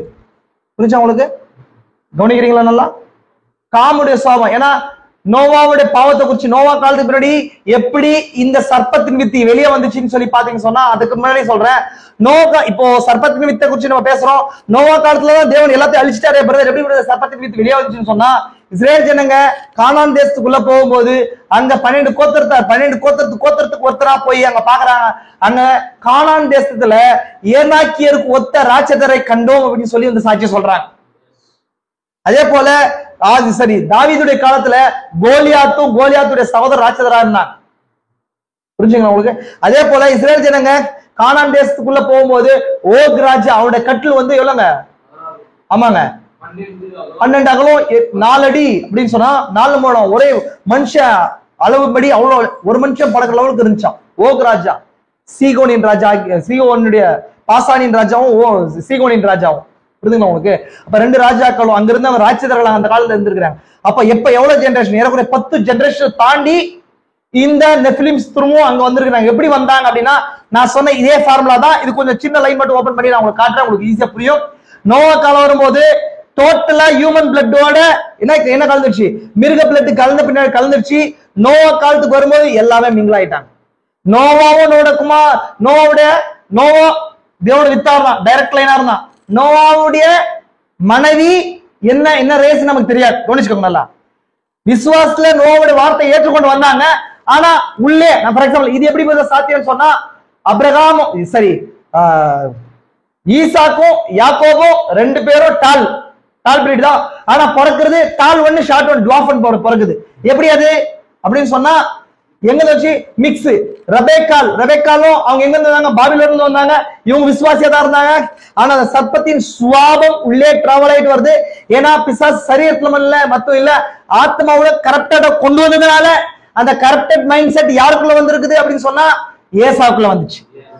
இதைதான் உங்களுக்கு காட்டுறேன். அதே போல நோவா காலத்துல வரும்போது ஆமுக்கு எப்படி அந்த சோபம் வருது, காமுக்கு எப்படி சோபம் வருது, அது சேமுக்கு அந்த சோபம் இல்ல இல்லைங்களா? சேமுக்கும் யாபேத்துக்கு அந்த சோபம் இல்ல. காம் எப்படி இருக்கிறான்னு சொன்னா, அவன் நிர்வாணத்தை என்ன பண்றாங்க, எக்ஸ்போஸ் பண்றவனா இருக்கிறான், நிர்வாணத்தை விரும்புறவனா இருக்கிறான் இல்லையா? அப்ப நிர்வாணத்தை விரும்புற சோபம் எங்க பாக்குறோம்? ஏதேன்ல பார்த்தோம். ஏதேன்ல சர்ப்பம் தான் நிர்வாணத்தை குறிச்சு பேசுச்சு. நிர்வாணத்தை குறிச்சு பேசுறது யாருங்க? சர்ப்பம் தான். இததான் யார் பாக்குறா, யார் பேசுறான்னு சொன்னா சேம் காம் வந்து என்ன பண்றான், தன் தகப்போட நிர்வாணத்தை பார்த்து வந்து வெளியில வந்து பண்றாங்க, அறிவித்த தம்பட்டம் அடிக்கிறான், அந்த நிர்வாணத்தை குறிச்சு பேசுறான் இல்லைங்களா? அதை குறிச்சு வெவ்வேறு எக்ஸ்பிளனேஷன்ஸ் வந்து பைபிள் ஸ்காலர்ஸ் எல்லாம் நிறைய பேர் வேற வெளியில அவுட் ஆஃப் த பாக்ஸ்ல இருக்கிறவங்க பேசுவாங்க. நம்ம செய்தியில இருக்கிறவங்க ஒரு சில பேசுறாங்க. நான் அப்படி எவிடன்ஸ் இல்லாம தீர்க்கதரிசி நோட்ஸோ இல்ல கரெக்டான எவிடன்ஸ் இல்லாம நான் பேசல. புரிஞ்சுக்கோங்க. அது நோவாவோட கூட அவன் தவறான உறவுல இருந்தான்றதும் இல்ல நோவாவுடைய மனைவியோட கூட தவறான உறவுல இருந்தான்னு சொல்லி வெவ்வேறு நியாய பிரமாணத்துல இருக்கிற வெவ்வேறு வசனங்களை வச்சு மிங்கிள் பண்ணி பேசுறாங்க. நான் அப்படி பேசல. அப்படி தீர்க்கதரிசி எனக்கு எங்கேயும் சொன்னதா எனக்கு எவிடன்ஸ் இல்ல. தீர்க்கதரிசி செய்தி சொல்றதுக்கு மேல நான் ஒரு கிராஸ் பண்ணி எக்ஸ்பிளனேஷன் நான் கொடுக்க விரும்பல. அங்க நடந்தது, அவன் தன் தகப்பன நிர்வாணத்தை என்ன பண்ணாங்க பார்த்து என்ன பண்றான் வந்து அறிவித்தான் சொல்லப்படுது. வெளியே வந்து தான் சகோதரருக்கு அறிவித்தான் சொல்லப்படுது. ஆனா காமும் சரி சேமும் யாபேத்தும் பின்பக்கமா போய் தன் தகப்பனுடைய நிர்வாணத்தை மூடினாங்கன்னு சொல்லப்படுது. இது எதுக்கு அடையாளமா இருக்குது? எப்பொழுதுமே நிர்வாணம் எதுக்கு அடையாளமா இருக்குது? எப்போதுமே பாவத்துக்கு அடையாளமா இருக்குது. இந்த பாவத்தை, ஒரு மனுஷனுடைய பாவத்தை எக்ஸ்போஸ் பண்றது, எப்பொழுதுமே எக்ஸ்போஸ் பண்றதோ சொல்றதோ யாரதை செய்வாங்கன்னு சொன்னா சாத்தான் தான் செய்வான். சாத்தான்னா என்ன அர்த்தங்க? பிசாசு சொன்ன என்ன அர்த்தம்னு சொன்னேன், குற்றப்படுத்துகிறவன் சொன்ன இல்லைங்களா? குற்றப்படுத்த சாத்தான குற்றப்படுத்துகிறவன் அர்த்தம். பிசாசு சொன்னா வேதனைப்படுத்துகிறவன் அர்த்தம். பிசாசு எப்பொழுதுமே அவனோட வேலை என்ன? நாம் பாவத்தை எக்ஸ்போஸ் பண்ணி நம்மள வந்து குற்றப்படுத்துறத வேலை. இந்த சுவாபம் தான் யாருக்குள்ள வந்துச்சு? நிர்வாணம் அப்படின்றது பாவமா இருக்குமானால் பாவத்தை என்ன பண்றது, எக்ஸ்போஸ் பண்ற சுவாபம் யாருக்குள்ள வந்துச்சு? காமுக்குள்ள வந்துச்சு. காமுக்கு எப்படி வந்திருக்க முடியும் அப்படின்னா சுவாபங்கள் அங்க நோவா காலத்திலே மிக்ஸ் ஆயிருக்குது.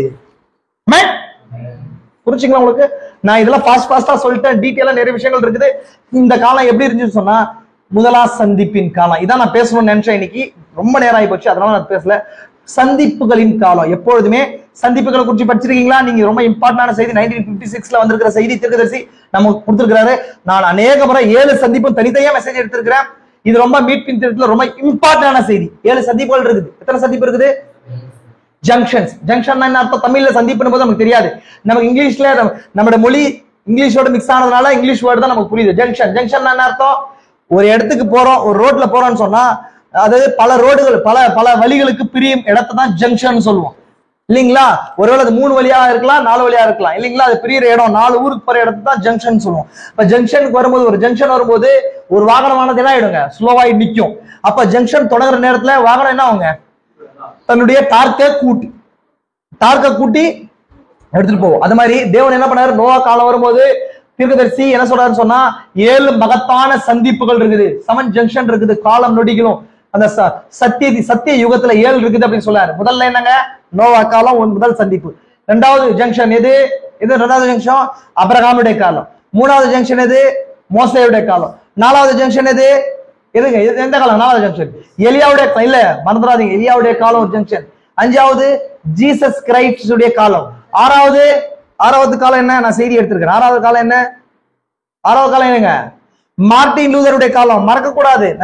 இதெல்லாம் மீட்பின் திட்டத்துல பெரிய மேப்பா போட்டோம் நம்ம. மார்ட்டின் லூதருடைய காலம் 6வது ஜங்ஷன். இப்ப நம்ம இருக்கிறது 7வது ஜங்ஷன்ல இருக்கோம். 7க்கு மேல ஒரு விஷயம் இல்ல. அப்ப ஒரு ஜங்ஷன்லயும் தேவன் ஒரு முக்கியமான விஷயத்த செய்யறான், பிசாசு ஒரு முக்கியமான விஷயத்த செய்யறான். இப்ப தேவன் முக்கியமான விஷயத்த செய்யறாரு. என்ன செய்யறாருன்னு சொன்னா அங்க தேவனுடைய இயற்கைக்கு மேம்பட்ட வல்லமை வெளிப்படுத்தி காட்டுறாரா. அப்ப இயற்கைக்கு மேம்பட்ட வல்லமையை வெளிப்படுத்தி காட்டுறது எதுக்காகன்னு சொன்னா தன்னுடைய சர்வ வல்லமையை தான் சர்வ வல்லவர் அப்படின்றத அங்க என்ன பண்றாரு? தேவன் ஒரு முறை உறுதிப்படுத்துறாரு. அப்ப தேவன் சர்வ வல்லவர் அப்படின்றது உறுதிப்படுத்துறதுக்கு இயற்கைக்கு மேம்பட்ட வல்லமையினாலே என்று வேற எதனால பண்ண முடியாது. அதனால இயற்கைக்கு மேம்பட்ட வல்லமையை வெளிப்படுத்துறாரு. அப்ப எப்பொழுதுமே ஜங்ஷன்ஸ்ல மகத்தான வல்லமைகள் மோதி கொள்ற இடம் அது. அப்ப நோவா காலத்திலையும் நடந்தது அதுதான். இப்ப என்னங்க தேவன் சொல்றாரு? மனுஷனுடைய நினைவுகளின் தோற்றங்களை யுத்தமும் பொல்லாதது என்று கண்டு மனுஷனே என்ன பண்ற? அழிக்க சித்தமா இருக்கிறார். மனுஷன் என்னுடைய ஆவி எப்பொழுதுமே மனுஷனோட எப்பொழுதுமே போராடுவது இல்லை, அவன் மாம்சம் தானே அப்படின்னு சொல்லப்படுது இல்லைங்களா? அப்ப தேவன் என்ன பண்ணாரு? அது வரைக்கும் போராடிட்டே வந்தாரு. 7 ஜெனரேஷனா போராடியே வந்தாரு. அதுக்கப்புறம் தேவன் போராட்டத்துக்கு ரெடி ஆகி இல்லாம ஜங்ஷனை வச்சார். ஏன்னா வழி என்ன பண்ணிப்போம்? திருப்பணும்னு சொல்லிட்டு. இப்ப நோவா கொண்டு வந்து என்ன பண்ணாருங்க? அவருடைய ஆம்னி பொட்டன்ட், சர்வம் ஆம்னி பொட்டன்ட். ஆம்னினா சர்வம் அர்த்தம், பொட்டன்ட்னா பொட்டன்ஷியல் பவர் அர்த்தம் இல்லைங்களா? ஆம்னி பொட்டன்ட் பவரை, சர்வ வல்லமைய ஜல பிரளயத்துக்கு கொண்டு வந்து அழிக்கிறாரு இல்லைங்களா? ஆனாலுமே தேவன் சர்ப்பத்தின் வித்தை விட்டுட்டார். அதனாலதான் எப்பொழுதுமே நோவாவின் பேலை எடுத்துக்கொள்ளப்படுதலுக்கு அடையாளம் அல்ல. எடுத்துக்கொள்ளப்படுதல் ஏனோக்கோட முடியுது, ஏன்னா பியூர் பிளட் லைன் அது இல்லைங்களா? அதனாலதான் எப்பொழுதுமே நோவாவுடைய பேலை எது கிடையாதுங்க? எடுத்துக்கொள்ளப்படுதல் கிடையாது. நோவா பேலை உபத்திரத்துக்கு அடையாளமா சொல்லலாம். ஒருவேளை ஒரு வகையில நோவா பேலைய அந்த செய்தியை மட்டும் வச்சு பார்த்தோம்னு சொன்னா நோவா பேலை வந்து நம்ம எடுத்துக்கொள்ளப்படுதலுக்கு பொறுத்தலாம், அந்த இடத்த வச்சு மட்டும். ஆனா டோட்டல் பிளான்ல நோவாவுடைய பேலை எடுத்துக்கொள்ளப்படுதலுக்கு அடையாளம் அல்ல. ஏனோக்கு தான் எடுத்துக்கொள்ளப்படுதலுக்கு அடையாளம். ஏன்னா தேவனுடைய சஞ்சரித்த முழு வெளிப்பாடு பெற்றுக்கொண்ட 7ஆம் சபைக்கால மனவாட்டிக்கு அது அடையாளமா இருக்குது இல்லைங்களா? அவர் தான் வந்து ஜட்ஜ்மெண்ட் முன்னாடி பார்த்தார். இதுல யூதா புஸ்தகத்துல பாக்குறோம். யூதா புஸ்தகத்துல செகண்ட் கம்மிங்கையும் அது வெள்ளை சிங்காசன நியாய தீர்ப்பு வரைக்கும் யாருக்கு வெளிப்படுத்தப்பட்டுச்சு? ஏனோக்கு வெளிப்படுத்தப்பட்டு சொல்லப்பட்டுச்சு. இவர்களை குறித்து தான் ஏனோக்கு சொன்னார். எவர்களை குறிச்சு நான் யூதாவை குறிச்சு நான் யூதா புஸ்தகத்தை குறிச்சு ஒரு நாள் எடுக்கிறேன். ரொம்ப அருமையான பாயிண்ட்ஸ் நீங்க பாஸ்டர் எடுத்திருப்பாரு, நீங்க பார்த்திருப்பீங்க. பட் இன்னும் ஒரு சில விஷயங்கள் அதுல இருக்குது. ஏனோவை குறிச்சு சொல்லும் போது இவர்களை குறிச்சுதான் ஏனோக்கு பேசினார் போது எவர்களை குறிச்சுன்னு சொல்லி நீங்க மேல பார்த்தா புரியும் உங்களுக்கு. இவர்களை குறிச்சு இவர்களுக்கு நியாயத்திற்கு தான் தேவன் வராரு அப்படின்னும் போது மேல ஒரு 6 வகையான டீமை சொல்லும். 3 6 பிரிக்கும். அப்போ இந்த காலம் நோவா காலத்துல இந்த எல்லா டீமும் அங்க இருந்திருக்கிறாங்கன்றது அது புரியுது. மீன்ஸ் புரியுதா உங்களுக்கு? நோவா காலத்துல ஏனோக்கு நியாய தீர்ப்புக்கு கொண்டு வந்த நியாய தீர்ப்பு சொன்னார் இல்லையா? ஒரு சின்ன லைன் நீங்க புரியாத மாதிரி பாக்குறீங்க. அந்த லைன் நான் எடுத்து காட்டுறேன் உங்களுக்கு, சின்ன லைன் மட்டும்.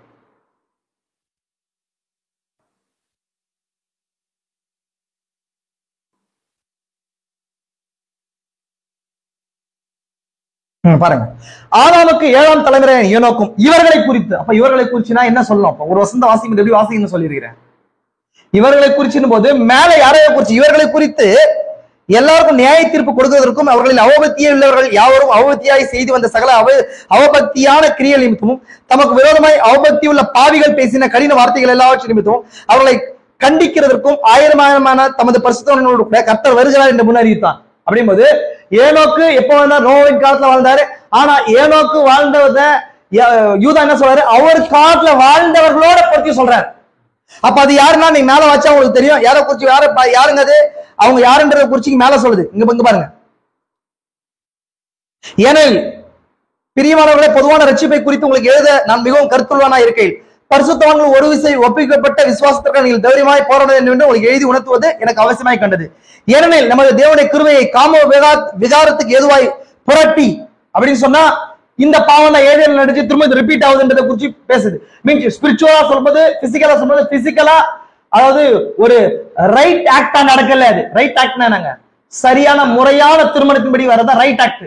அப்ப ராங் ஆக்ட் போது திருமண உடன்படிக்கை இல்லாத நடக்கிறது. அதே போல ஆவிக்குரிய விதத்துல ஆவிக்குரிய விதத்தை கிருபையை காம விகாரத்துக்கு எதுவாய் திறப்பின்னு சொல்வது தேவனுடைய வார்த்தை தேவனுடைய மனவாட்டிக்குள்ள பிளேஸ் ஆகணும். அதான் கரெக்ட். ஏன்னா நிச்சயிக்கப்பட்ட மனவாட்டி தான் மனவாளனுக்கு. அப்போ தேவனுடைய மனவாட்டி கன்னிகைக்குள்ள நிச்சயிக்கப்படாத வேற ஒருத்தருடைய வித்தை கொண்டு வர்றது இங்க காம விகாரத்துக்கு எதுவா புரட்டுறதுக்கு அடையாளமா இருக்குது. புரிஞ்சுக்கணும் உங்களுக்கு. அடுத்து ஒன்றான ஆண்டவராகி தேவனையும், ஏன்னா இன்னொரு விஷயம் இருக்குது, இந்த காலத்துல யூதா காலத்துல அநேக விதமான கூட்டங்கள் வாழ்ந்தாங்க. நீங்க அப்போஸ்தலர்கள் எடுத்து வாட்சின்னு சொன்னா அநேக விதமான கூட்டங்கள், அநேக விதமான ஆவிகள் பிறந்தாங்க. முதலாம் சபை காலத்துல வந்துச்சு. அதுல ஒரு கூட்டத்தை குறிச்சு இந்த வசனம் பேசுது. அதுக்கான எக்ஸ்பிளனேஷன் நான் உள்ள போகல. புரிஞ்சுங்க உங்களுக்கு. கிறிஸ்துவையும் மறுதலிக்க பக்தியற்றோட சிலர் பக்க வழியாய் நுழைந்திருக்கிறார்கள். எப்போ சபைக்குள்ள இருக்கிறவங்க குறிச்சு பேசுது. இவங்களை குறிச்சுதான் யூதா கீழே வர்ற வசனங்கள்ல டிஃபரெண்டா சொல்றாரு. அப்படி சொன்னா இவங்க யாருங்க, பக்க வழியான சகோதரர்கள் இவங்க. இதுதான் பவுல் என்ன சொல்ற 20வது அதிகாரத்துல, நான் போன பின்பு மந்தையை தப்ப விடாத கொடிதான ஓநாய்கள் உங்களுக்குள்ளே வரும், உங்களிலும் சிலர் எழும்பி சத்தியத்துக்கு விரோதமா சீஷர்கள் உங்களுக்குள்ள சிலர் எழும்பி மாறுபாடானவைகளை போதித்து சீஷர்கள் தங்கள் பக்கம் இழுத்துக் கொள்வார்கள். அப்படின்னா உங்களுக்குள்ள அப்படின்னா சபைக்குள்ள நடக்கிறவங்களதான் யூதாவும் பேசுறாரு, பவுலும் பேசுறாரு. இந்த டீம் தான் எந்த காலத்துல இருந்தாங்கன்னா ஏனோக் காலத்துல இருந்தாங்க. ஏன்னா இவங்களை குறிச்சுதான் என்ன சொல்றாரு, இது கீழே வரும்போது 3 பேரை வச்சு சொல்றாரு. யார சொல்றாரு பாருங்க, நீங்க பாருங்க. நோவா, சோதம் குமார பட்டணம் கரெக்டுங்களா உங்களுக்கு. அதே போல கீழே படிச்சீங்கன்னு சொன்னா இருங்க வருஷம், ஆமா, சோதம் குமார பட்டணத்தையும் நோவா காலத்தை குறிச்சு சொல்லுது இந்த வசனம். அது கீழே பாருங்க, காயின், பிலேயாம், கோரா, இந்த 3 பேரையும் வசனம் என்ன பண்ணுது, மேல சபையில பக்க வழியா நுழைஞ்சவங்களுக்கு அடையாளமா இந்த வசனம் சொல்லுது. அப்ப சபைன்றது இன்னைக்கு எதுவா இருக்குது, இண்டிவிஜுவல் லோக்கல் சர்ச்சஸ் குறிச்சு சொல்லப்படல, வேர்ல்டு வைடா இருக்கிற கிறிஸ்துவன் காணக்கூடாத சரீரத்தை அடைக்க காரியத்தை குறிச்சு சொல்லப்படுது. அதுல ஒரு சில தேவையில்லாத காரியங்கள் உள்ள நுழைவாங்க. அப்படி மீன்ஸ் சர்ப்பத்தின் வித்துக்கள் உள்ள இருக்கும். அதான் சொன்ன சர்ப்பத்தின் அடிச்சோடு சபையில டிராவல் பண்ணுதுன்றதை குறிச்சு நான் சொன்னேன் உங்களுக்கு. நான் அதான் சொன்னேன், நோவா காலத்துல எல்லா ரேஸும் அப்படியே மிக்ஸ் ஆகி உள்ள வந்து இந்த ரேஸ் அப்படியே வந்து நாங்க டவுன் ஃபால் ஆகுது. இந்த ரேஸ் அப்படியே நம்ம எக்ஸ்பெண்ட் ஆகி எல்லாம் மிக்ஸ் ஆகி ஒண்ணு இல்லாம நோவா காலத்துல டோட்டலா தேவன் அழிக்கிறதுக்கான காரணம் இருந்துச்சு. அதனாலதான் ஆமென். பாருங்க என்ன சொல்லப்படுது, இவங்க தேவன் இவங்களை குறிச்சுதான் இங்க, ஆமா இங்க பாருங்க, தங்களுடைய ஆதிமணிமையை காத்துக்கொள்ளாமல் தங்களுக்குரிய வாசஸ்தலத்தை விட்டுவிட்ட தூதர்களையும் மகா நாளின் நியாய தீர்ப்புக்கு என்று நித்திய சங்கிலினாலே கட்டி அந்த காலத்தில் அழைத்து வைத்திருக்கிறார். அப்படின்னா இங்க ஒரு டீம் எப்போ உலகத்தில் தோற்றத்துக்கு முன்னே சரி, வானம் பூமி இந்த பூமி வந்து ரெனோவேஷன் ஆகிறதுபடி நோவா காலத்துக்கு சரி ஆதாம் காலத்துக்கு முன்பதாக இருந்த வீழ்ந்து போன தூதர்கள் இவங்க ஒரு டீம். ரெண்டாவது சோதம் குமாராவில் இருந்தவங்க, அப்படியே சோதம் குமார பட்டணத்துல அந்த டீம், இந்த டீம்ல இருந்தவங்க அவங்க எப்படியோ அதே போல சோதம் காலத்துல வந்தவங்களுக்கு எப்படியோ. நான் இதை குறிச்சு எடுத்தா அதாவது குறைஞ்சது ஒரு 4-5 வீக் எடுக்கணும் இந்த சப்ஜெக்ட்லாம், நான் பாஸ்டா சொல்றேன். அப்போ சோதம் குமார காலத்தை குறிச்சு சொல்லுது இல்லைங்களா. அதுக்கப்புறம் பாருங்க, பிரதான தூதனாகி மிகாவேல் மோசேயுடைய சரித்தை குறிச்சு பிசாசுரை தரிக்கித்து பேசின போது அவனை தூஷணமாய் குற்றப்படுத்த துணியாமல் கர்த்தர் உன்னை கடிந்து கொள்வதாக என்று சொன்னான் இல்லைங்களா. இவர்களும் தங்களுக்கு தெரியாதவர்கள் தூஷிக்கிறார்கள், புத்தி இல்லாத மிருகங்களை போல சோகப்படி தங்களுக்கு தெரிந்திருக்கிறவர்களாலே தங்களை கெடுத்துக் கொள்கிறார்கள். லீகலிஸ்ட் ஃபார்மேஷன் குறிச்சு சொல்லுது. இவர்களுக்கு ஐயோ ஐயோ என்பது எப்போதுமே எதுக்கு அடையாளமா இருக்குது, ஐயோக்களை குறிச்சு படிக்கிறமா இல்லைங்களா, யுத்தங்களை உபத்திரத்துக்கு அடையாளம். இப்ப இவங்களுக்கு ஐயோன்னா இவங்க எதுக்குள்ள போறாங்க, புரிஞ்சுக்கணும், பாயிண்ட்ஸ் புரிஞ்சுக்கணும் நீங்க. இவர்கள் காயினுடைய வழியில நடந்து அப்புறம் காயினுடைய ரேஸ் இவங்கன்றது எங்க சபைக்குள்ள இருக்கிற ஒரு டீம். இந்த சபைக்குள்ள மீன்ஸ் இந்த சபை என்ன சொல்ல வேர்ல்டு வைடா இருக்கிற இந்த மெசேஜ்ல இருக்கிற ஒரு டீம் காயினுடைய வழியில நடக்கிறாங்க. காயின் எந்த வழியில போனா, நோத்துக்குள்ள போனா. அவன் நோத்துல என்னங்க அவனோட சிவிலைசேஷன் நாகரீகத்தை கட்டமைச்சான் இல்லைங்களா. காயின் வழியில நடந்து பிலேயம் கூலிக்காக செய்த வஞ்சகத்துல பிலேயம் என்னங்க, பிலேயோட லைன் என்னன்னு சொன்னா தேவனுடைய பர்ஃபெக்ட் வில் இருந்து கிராஸ் பண்ணி, சாரி பர்ஃபெக்ட் வில் இருந்து கிராஸ் பண்ணி பர்மிட் வில்லுக்குள்ள போறது. பர்ஃபெக்ட் வில் என்னங்க, தேவனுடைய பரிபூர்ண சித்தம், தேவனுடைய சிந்தை என்னவோ அது இல்லைங்களா. பர்மிட் வில்ன்றது பரவாயில்ல அப்படின்றது. தேவனுடைய பர்ஃபெக்ட் வில் வந்து நித்திய ஜீவனையும், பர்மிட் வில் வந்து மரணத்தையும் கொண்டு வரும். ஆமென். அப்போ என்ன பண்ணணும்னு சொன்னா பிலேயோட போதகம் என்னன்னு சொன்னா மிங்கிலிங், ஹைபிரிட். அப்படின்னா நம்ம எல்லாம் ஒண்ணு, நான் இங்க இங்க என்னங்க ஈஸியா இருந்து கத்திட்டு இருக்கிறோம், நம்ம எல்லாம் ஒண்ணுன்றது மாயமாலமான சகோதர சிநேகம் அப்படின்னு சொல்லி சகோதர சிநேகத்தை பிசாசு இந்த காலத்தை மாயமாலமா பண்ணிட்டு இருக்கிறோம். நம்மளாம் ஒண்ணு, நம்மளாம் ஒண்ணு, நம்மளாம் ஒண்ணு, நம்மளாம் ஒண்ணாக முடியாது, நம்மளாம் ஒண்ணாக முடியாது. ஒத்த புள்ளி உள்ள பறவைகள் என்ன பண்ணுங்க, ஒன்னா ஒத்த புள்ளி எப்படி ஒரு பறவை ஒன்னா இருக்கும்னா ரத்தத்துல ஒன்னாதான் அந்த ரெக்கையில புள்ளி ஒன்னா இருக்கும், அப்பதான் ஒன்னா பறக்க முடியும். இந்த வசனத்தை சொல்றாங்க, இந்த வசனத்துக்கு பின்னாடி இருக்கிற ரெவலேஷன், இந்த இந்த ப்ராவர்புக்கு பின்னாடி இருக்கிற ரெவலேஷன். ப்ராவர்ப்னா என்ன அர்த்தம், காதையை சொல்லுவாங்க, அது மாதிரி இங்கிலீஷ்ல இருக்கிற ஒரு காதை தான் இது. ஒத்த புள்ளி உள்ள பறவைகள் ஒன்னா பறக்குமா இல்லைங்களா. அப்போ எப்படி பறக்கும், அது பறக்கும் அப்படின்னா அந்த அந்த அந்த பறவைகளுக்கு ஒத்த புள்ளிகள் எப்படி வந்துச்சு, ஒரே பிளட் லைன்ல ஒரே தாய் தப்போன பிறந்தா மட்டும்தான் அதுக்கு ஒரே புள்ளிகள் ஒன்னா பறக்கும். அப்படி பறக்கும் போது தான் அது மொழிகள் ஒன்னா இருக்கும், ஒரே இடத்துக்கு பறந்து போகும். இது இது இதை வந்து சம்பந்தம் இல்லாத விஷயத்துக்கு பொருத்தி தப்பா புரிஞ்சுக்கிறாங்க. ஒத்த புள்ளி உள்ள பறவையே இல்லை. நம்ம உடைய ரத்தத்தின் சுவாபம் வேற. ரத்தம் எதுவா இருக்குது, எப்போதும் பைபிள்ல ரத்தம் இதெல்லாம் சொல்றவங்களுக்கு ரத்தம் எதுவா இருக்குது. ஒரு மனுஷன் மறுபிறப்புல 3 விஷயம் இருக்குது இல்லைங்களா. எதுங்க, தண்ணீர், ரத்தம், ஜீவன் இல்லைங்களா. தண்ணீர் நம்ம தெரியும், தண்ணீர் எதுக்கு அடையாளமா இருக்குது, மாம்ச ரீதியான என்னங்க தண்ணீர், தண்ணீருக்குள்ள முழுகுதல் இல்லைங்களா. என்னங்க ஃபர்ஸ்ட் விசுவாசத்தை ஏற்றுக்கொண்டு விசுவாசிக்கிறதுக்கு அடையாளமா இருக்குது. ரத்தம் எப்போதுமே எனக்கு அடையாளமா இருக்குது. ஒரு காலத்துக்கு இல்ல தப்பா புரியுது, அந்தந்த காலத்துக்கு வெளிப்படுத்தப்பட்ட வார்த்தைக்கு அடையாளமா இருக்குது ரத்தம். ரத்தம் என்னங்க, ரத்தம் என்னங்க, ரத்தத்துல என்ன இருக்குதுங்க. அப்ப ரத்தம் எப்பவுமே உள்ள இருக்கும் இல்லையா, உள்ள இருக்கும். உடையும் போது என்னங்க வெளியே வரும். அப்ப ஒரு காலத்துக்கு வெளிப்படுத்தப்படுற வார்த்தைக்கு அடையாளமா இருக்குது. ஜீவன் தான் பரிசுத்த ஆவி, புரிஞ்சுங்களா. அப்போ ஒரே ரத்தத்துல பிறந்த அப்படின்னா ஒரே வெளிப்பாட்டுல பிறந்த பறவைகள் என்னங்க ஒன்னா பறக்கும் இல்லைங்களா. புரிஞ்சுங்களா உங்களுக்கு. அப்ப இதை தப்பா புரிஞ்சுக்கின்னு ஏன் பிசாசு அதை கொண்டு வரனா, சகோதர சிநேகம்ன்ற செய்தி எப்பொழுதுமே உண்மை என்பது ஒரு போலி உண்டாகும் இல்லையா. உண்மையான சகோதர சிநேகத்துக்கு பொய்யான சகோதர சிநேகத்தை காட்டி நீங்களா சகோதர சிநேகத்துல வர்றதுலன்றாங்க. அப்படி இல்ல, நாங்க நேசிக்கிறோம், ஆனா வார்த்தையில நேசிக்கிறோம். வார்த்தையில ஒன்னா டிராவல் பண்ணலாம் இல்லைங்களா. எப்படி ஒன்னா டிராவல் பண்ண முடியும், ஒரே விசுவாசத்துல வராம என்ன பண்ண முடியாது, ஒரே விசுவாசத்துல ஏதாவது 2 பேர் டிராவலே பண்ண முடியாது. ஒரு நோக்கம் ஒண்ணு, எவன் நோக்கம் ஒண்ணு.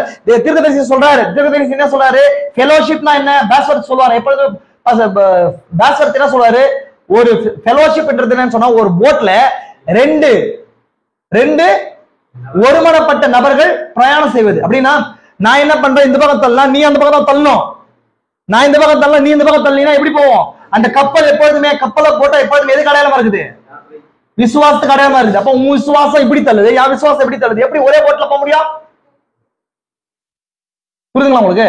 இதெல்லாம் தயவு செஞ்சு புரிஞ்சுக்கோங்க. சகோதர சிநேகம் சின்ன சின்ன விஷயங்கள் குழந்தை மாதிரி பண்ணக்கூடாது. நம்ம அவங்க தனிப்பட்ட விதத்துல கிறிஸ்துவின் அன்பு எப்போதுமே இருக்கணும், அவங்களை நேசிக்கணும், அவங்களுக்காக ஜெபம் பண்ணணும், கரெக்ட் தான். ஆனா விசுவாசம் வரும்போது, விசுவாசம் வருவது மிகாயா மாதிரி நிக்கணும். இந்த கால மிகாயாக்கள் நம்ம எப்பவுமே புரிஞ்சுக்கோங்க. நம்ம புரியுதுங்களா.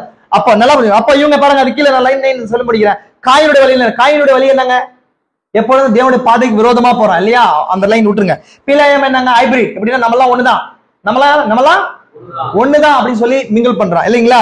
அதே போல கோராவுடைய விஷயம் சொன்னா, கோரா என்ன தப்பு பண்ணாரு, நான் 3 லைன்ல சொல்லணும். காயினுடைய வழி என்ன வழின்னு சொன்னா, தேவனால அருளப்பட்ட வழியை என்ன பண்றது, புறக்கணிச்சு சுய வழியில் ஆராதிக்க முற்படுவது.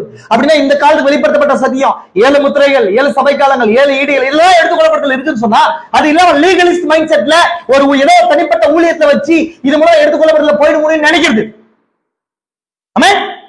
அது இல்ல. ரெண்டாவது என்னங்க, ரெண்டாவது லைன் என்னங்க, பிலேயமுடைய வழி என்ன, பணத்துக்காக அப்படின்னா மாம்ச தேவைக்காக சீட் மிங்கிலிங் விஷயம். அதுதான் அவனோட அவுட்புட் என்னன்னு சொன்னா எல்லாம் ஒன்னாவுங்க.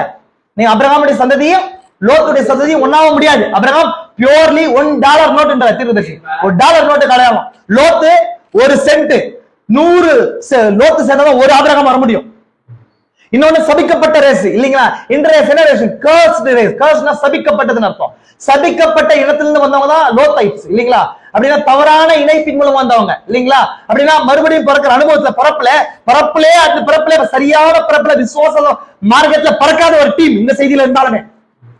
ஆமென். இப்ப இந்த ரெண்டுத்தையும் சேர்க்கலான்னு யார் பாக்குறது? பிள்ளையாம் பாக்குறான். ஏன்னா அவங்ககிட்ட ஒரு 7 பலிபீடத்தை வச்சிருக்கிறான். இப்படி புரியுதுங்களா உங்களுக்கு? 7 பலிபீடத்தை வச்சு 7 சபைக்கால மெசேஜ் வச்சிருக்கிறான். இப்ப இது ஒண்ணு. கோரா யாருங்க? கோரா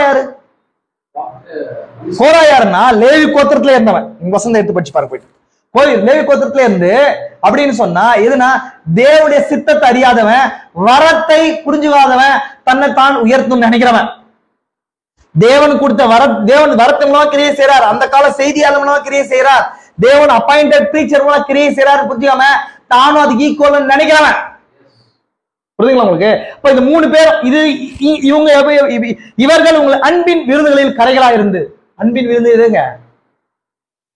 நம்முடைய கம்யூனியன், நம்மளுடைய ஐக்கியத்துல இருந்து கரைகள். கரைனா என்னங்க? ஒரு ஒயிட் ஷர்ட்ல இது இப்படிதான் இவங்க இங்கதான் இருப்பாங்க. பயமின்றி உருந்து தங்களை மேய்த்துக் கொள்கிறார்கள். இவர்கள் இது கீழே அப்படியே சொல்லிட்டு மார்க்கம் தப்பி நட்சத்திரங்கள் சொல்லிட்டு இதுதான் சொல்றாரு. தங்கள் அவமானங்களை நுரைத்தழுகிற அமளியான கடல் அலைகளும் மார்க்கம் தப்பி அலைகிற நட்சத்திரங்களுமாய் இருக்கிறார்கள். இப்ப பாருங்க, தேவனால் நியமிக்கப்பட்ட நட்சத்திரமா இருந்தீங்களா அவர் வைக்கப்பட்ட ஓட்டத்துல நீங்க ஓடுவீங்க. எங்கேயும் நீங்க ஓட தேவையில்லை. நான் அடிக்கடி சொல்லியிருக்கேன். நான் செய்தி ஆரம்ப காலகட்டத்தில் வரும்போது பல இடத்துக்கு ஓடுவேன், பல இடத்துக்கு தேடுவேன், அங்க தேடுவேன், இங்க தேடுவேன். ஏன்னா தேவன் எனக்கு முத்திரை எனக்குள்ள தரும் போது நான் எங்கேயும் ஓடுற ஸ்டாப் ஆயிட்டேன். எனக்கான ஒரு நியமிக்கப்பட்ட ஓட்டம் ஒண்ணு. நான் தேவனுடைய நட்சத்திரமா இருக்கிறேன். எனக்கு தேவனான வெளிச்சத்துக்கு பிரதிநிதியா தேவன் வச்சிருக்கிறேன். நான் மகத்தான நட்சத்திரம் கிடையாது, ஒரு சின்ன நட்சத்திரமா நான் இருக்கிறேன். நான் வெளிச்சத்துக்கு பிரதிநிதியா இருக்கிறதுனால எனக்கு தேவன் ஒரு லைன் வச்சிருக்காரு. இதுல சுத்திவா, இந்த சூரியனே சுத்திவான்னு. நான் என்னுடைய ஓட்டத்தை தாண்டி எங்கேயும் போறதுக்கான இல்ல, அப்படி வைக்கல. எனக்கு முத்திரைகள் திறக்கப்பட்டுச்சு. எனக்கு அப்படி இல்லாதவர்களா இருந்தாங்கன்னு சொன்னா இவங்க என்ன பண்றாங்க சொன்னா அங்கங்க போறது, அந்தந்த உபதேசத்துக்குள்ள என்ன வைக்கிறதுங்க, அங்க போறது இங்க. ஏன்னா அவங்களுக்கு இன்னும் என்ன இல்ல, ஆவிக்குரிய வெளிப்பாடு திறக்கப்படல. எங்க நிக்கணும் திறக்கப்படல, எந்த உபதேசத்தை பார்க்கணும் திறக்கப்படல, எது கரெக்டான லைன் திறக்கப்படல. ஒரு செய்தியாளர் நீங்க பாத்தீங்கன்னா ஒரு உபதேசத்தை பார்த்து யார் வேணாலும் நீங்க பாருங்க, உங்களோட ஆத்மாவுல அந்த கர்ப்பத்துல தேவோட வார்த்தை லாக் ஆயிருச்சுன்னு சொன்னா உங்க கர்ப்பம், உங்க ஆத்மாவாய் கர்ப்பம் எந்த வார்த்தைக்கு திறக்கப்படாது. நீங்க கன்ஃபியூஸ் ஆக மாட்டீங்க. நான் சொல்றேன். ஆமென். இப்ப பாருங்க அவங்க எப்படி இருக்காங்க. ஆதாமுக்கு 7ஆம் தலைமுறையான ஏனோக்கும் இவர்களை குறித்து புரிஞ்சுக்கலாம் உங்களுக்கு. நான் எங்க எடுத்து வரேங்க, நோவா காலத்துல இருந்து. நான் என்ன சொன்னேன், அந்த மிருகம், அந்த காயினுடைய வம்சாவளி மீன்ஸ் சர்ப்பத்தின் அடிச்சுவோடு இந்த காலத்துல வருதுன்னு சொல்றார். யூதா காலத்துல. இப்ப யூதா எந்த காலத்தை குறிச்சு ஏனோக்கு எந்த காலத்துல சொல்றாரு, நியாய தீர்ப்பு வரும் காலத்துல இவங்க எல்லாம் வருவாங்க அப்படின்றத குறிச்சு சொல்றாரு. புரிஞ்சுக்கலாம் உங்களுக்கு. அப்போ ஜலப்பிரளயத்துக்குள்ள போயிட்டு வெளியே வந்தாலுமே அது அதனால சொன்னேன், அந்த ஜலப்பிரளயம் எதுக்கு அடையாளம் கிடையாது, எடுத்துக்கொள்ளப்படுதல் அடையாளம் கிடையாது. நோவாவும் அவங்க கூட்டத்தார எடுத்துக்கொள்ளப்படுதல் அடையாளம் கிடையாது. தீர்க்கதரிசி சொல்றாரு, பரலோகமனான அந்த செய்தியில சொல்றாரு. அதாவது உபத்திரவத்துல போற மனவாட்டியில உபத்திரவத்துல போற சபையில இருந்து 8ல் 1 பங்கு தான் மனவாட்டின்றார். பொதுவான சபையில இருந்து 8ல் 1 பங்கா இல்லைங்களா? 8 பேர் எங்க போனாங்க, வேலைக்குள்ள போனாங்க. ஆனா அதுல ஒரு ஆள் நபர் தான் எடுத்துக்கொள்ளப்படல. ஏனோக்கு ஒரு நபர் இல்லைங்களா? இந்த 8க்கு 1 கணக்கு வச்சுக்கோங்க. 8ன்றது உலகத்தால் காணக்கூடிய ஒரு சபை. இன்னைக்கு என்கிட்ட மெசேஜ் 8 பேர் இருக்கிறாங்கன்னா 8 பேர்ல அதுல ஒரு நபர் தான் அடையாளம். நான் 8 எக்ஸாக்ட் 8ன்னு சொல்ல, நிறைய பேர் அந்த மாதிரி தப்பா புரிஞ்சுக்கிறாங்க. 8ன்னு சொல்ல வரல, 8 மடங்குல 1க்கு தீர்க்கதரிசி அடையாளப்படுத்தி காட்டுறார். ஏன்னா ஏனோக்கு பியோர் பிரைடுக்கு அடையாளம், கலப்பில்லாத ஒரு மனவாட்டிக்கு அடையாளம் ஏனோக்கு. புரிஞ்சுக்கலாம் உங்களுக்கு. எனவே சகோதர சகோதரி, நான் நெக்ஸ்ட் வீக் பார்க்கும்போது இந்த ஃபாலன் பாபிலோனை குறிச்சு பார்க்கலாம். நம்ம வீழ்ந்து போன பாபிலோன்ல எப்படி அந்த ரேஸ் வெளியே வந்துச்சு, சர்ப்பத்தில் அடிச்சு வெளியே வந்துச்சு, ரொம்ப டீட்டெயிலான விஷயங்கள் அதுல இருக்குது. ஏன்னா பாபேல குறிச்சு புரிஞ்சுக்கிறீங்களா, அந்த பூமியில இருக்கிற எல்லா விஷயங்களும் புரிஞ்சுக்க முடியும். ஜாதிகளை குறிச்சு, இனங்களை குறிச்சு, இன்னைக்கு இருக்கிற இசங்களை குறிச்சு, பொலிட்டிக்கலை குறிச்சு, இன்னைக்கு இருக்கிற பொலிட்டிக்கலை குறிச்சு, உங்களுக்கு படிப்பை குறிச்சு, குடும்பத்தை குறிச்சு புரியும். பாபேல் டவரை குறிச்சு நீங்க குடும்பம் வரைக்கும் பெர்கமு சர்ச் மெசேஜ் ஓரளவு பார்த்துக்கலாம். நிறைய விஷயங்கள் இருக்கு. இந்த பாபேல் டவருடைய விஷயங்கள் எல்லாமே டீட்டெயிலா எக்ஸ்பிளைன் பண்ணிருப்பாரு. நான் பார்க்கலாம். கர்த்தர் ஆசீர்வதிக்கட்டும். நம்மளா ஜெபிக்கலாம். கிருபை நிறைந்த எங்கள் பரலோக பிதாவே, இந்த ஆசீர்வதிக்கப்பட்ட இந்த இரவு நேரத்துக்காய் கூட நன்றி ராஜா. இந்த நேரத்துல அவிதமாய் கர்த்தாவே, நாங்கள் அநேக விஷயங்கள் இதனால எங்களுக்கு நினைப்பூட்டி எழுப்பினீர். நாங்கள் யார் என்பதையும் கத்தாவே நாங்கள் கிருபையினாலே ரட்சிக்கப்பட்ட பாவிகளாயிருக்கோம். நாங்கள் கிருபையை பெற்றுக்கொள்வதை தவிர கத்தாவே எங்க கிட்ட சுயமான எந்த நீதியும் இல்லப்பா. இந்த நாள்ல கத்தாவே எங்களுக்கு ஒரு சில நினைப்பூட்டுதலான காரியங்கள் வெளிப்படுத்தப்பட்டது, அதுக்காக கூட நன்றி. எப்படி தேவன் எப்பொழுதுமே நீர் கத்தாவே ஹைபிரிட கலப்பு மார்க்கத்தை நீர் அருவருக்கிறீர், அது எங்களுக்குள்ள சிந்தையிலும் வராதபடிக்கு ராஜா, இதனால பரிபூர்ண வார்த்தை பியோர் சீடு எங்களுக்கு கொடுத்திருக்கிறீர்.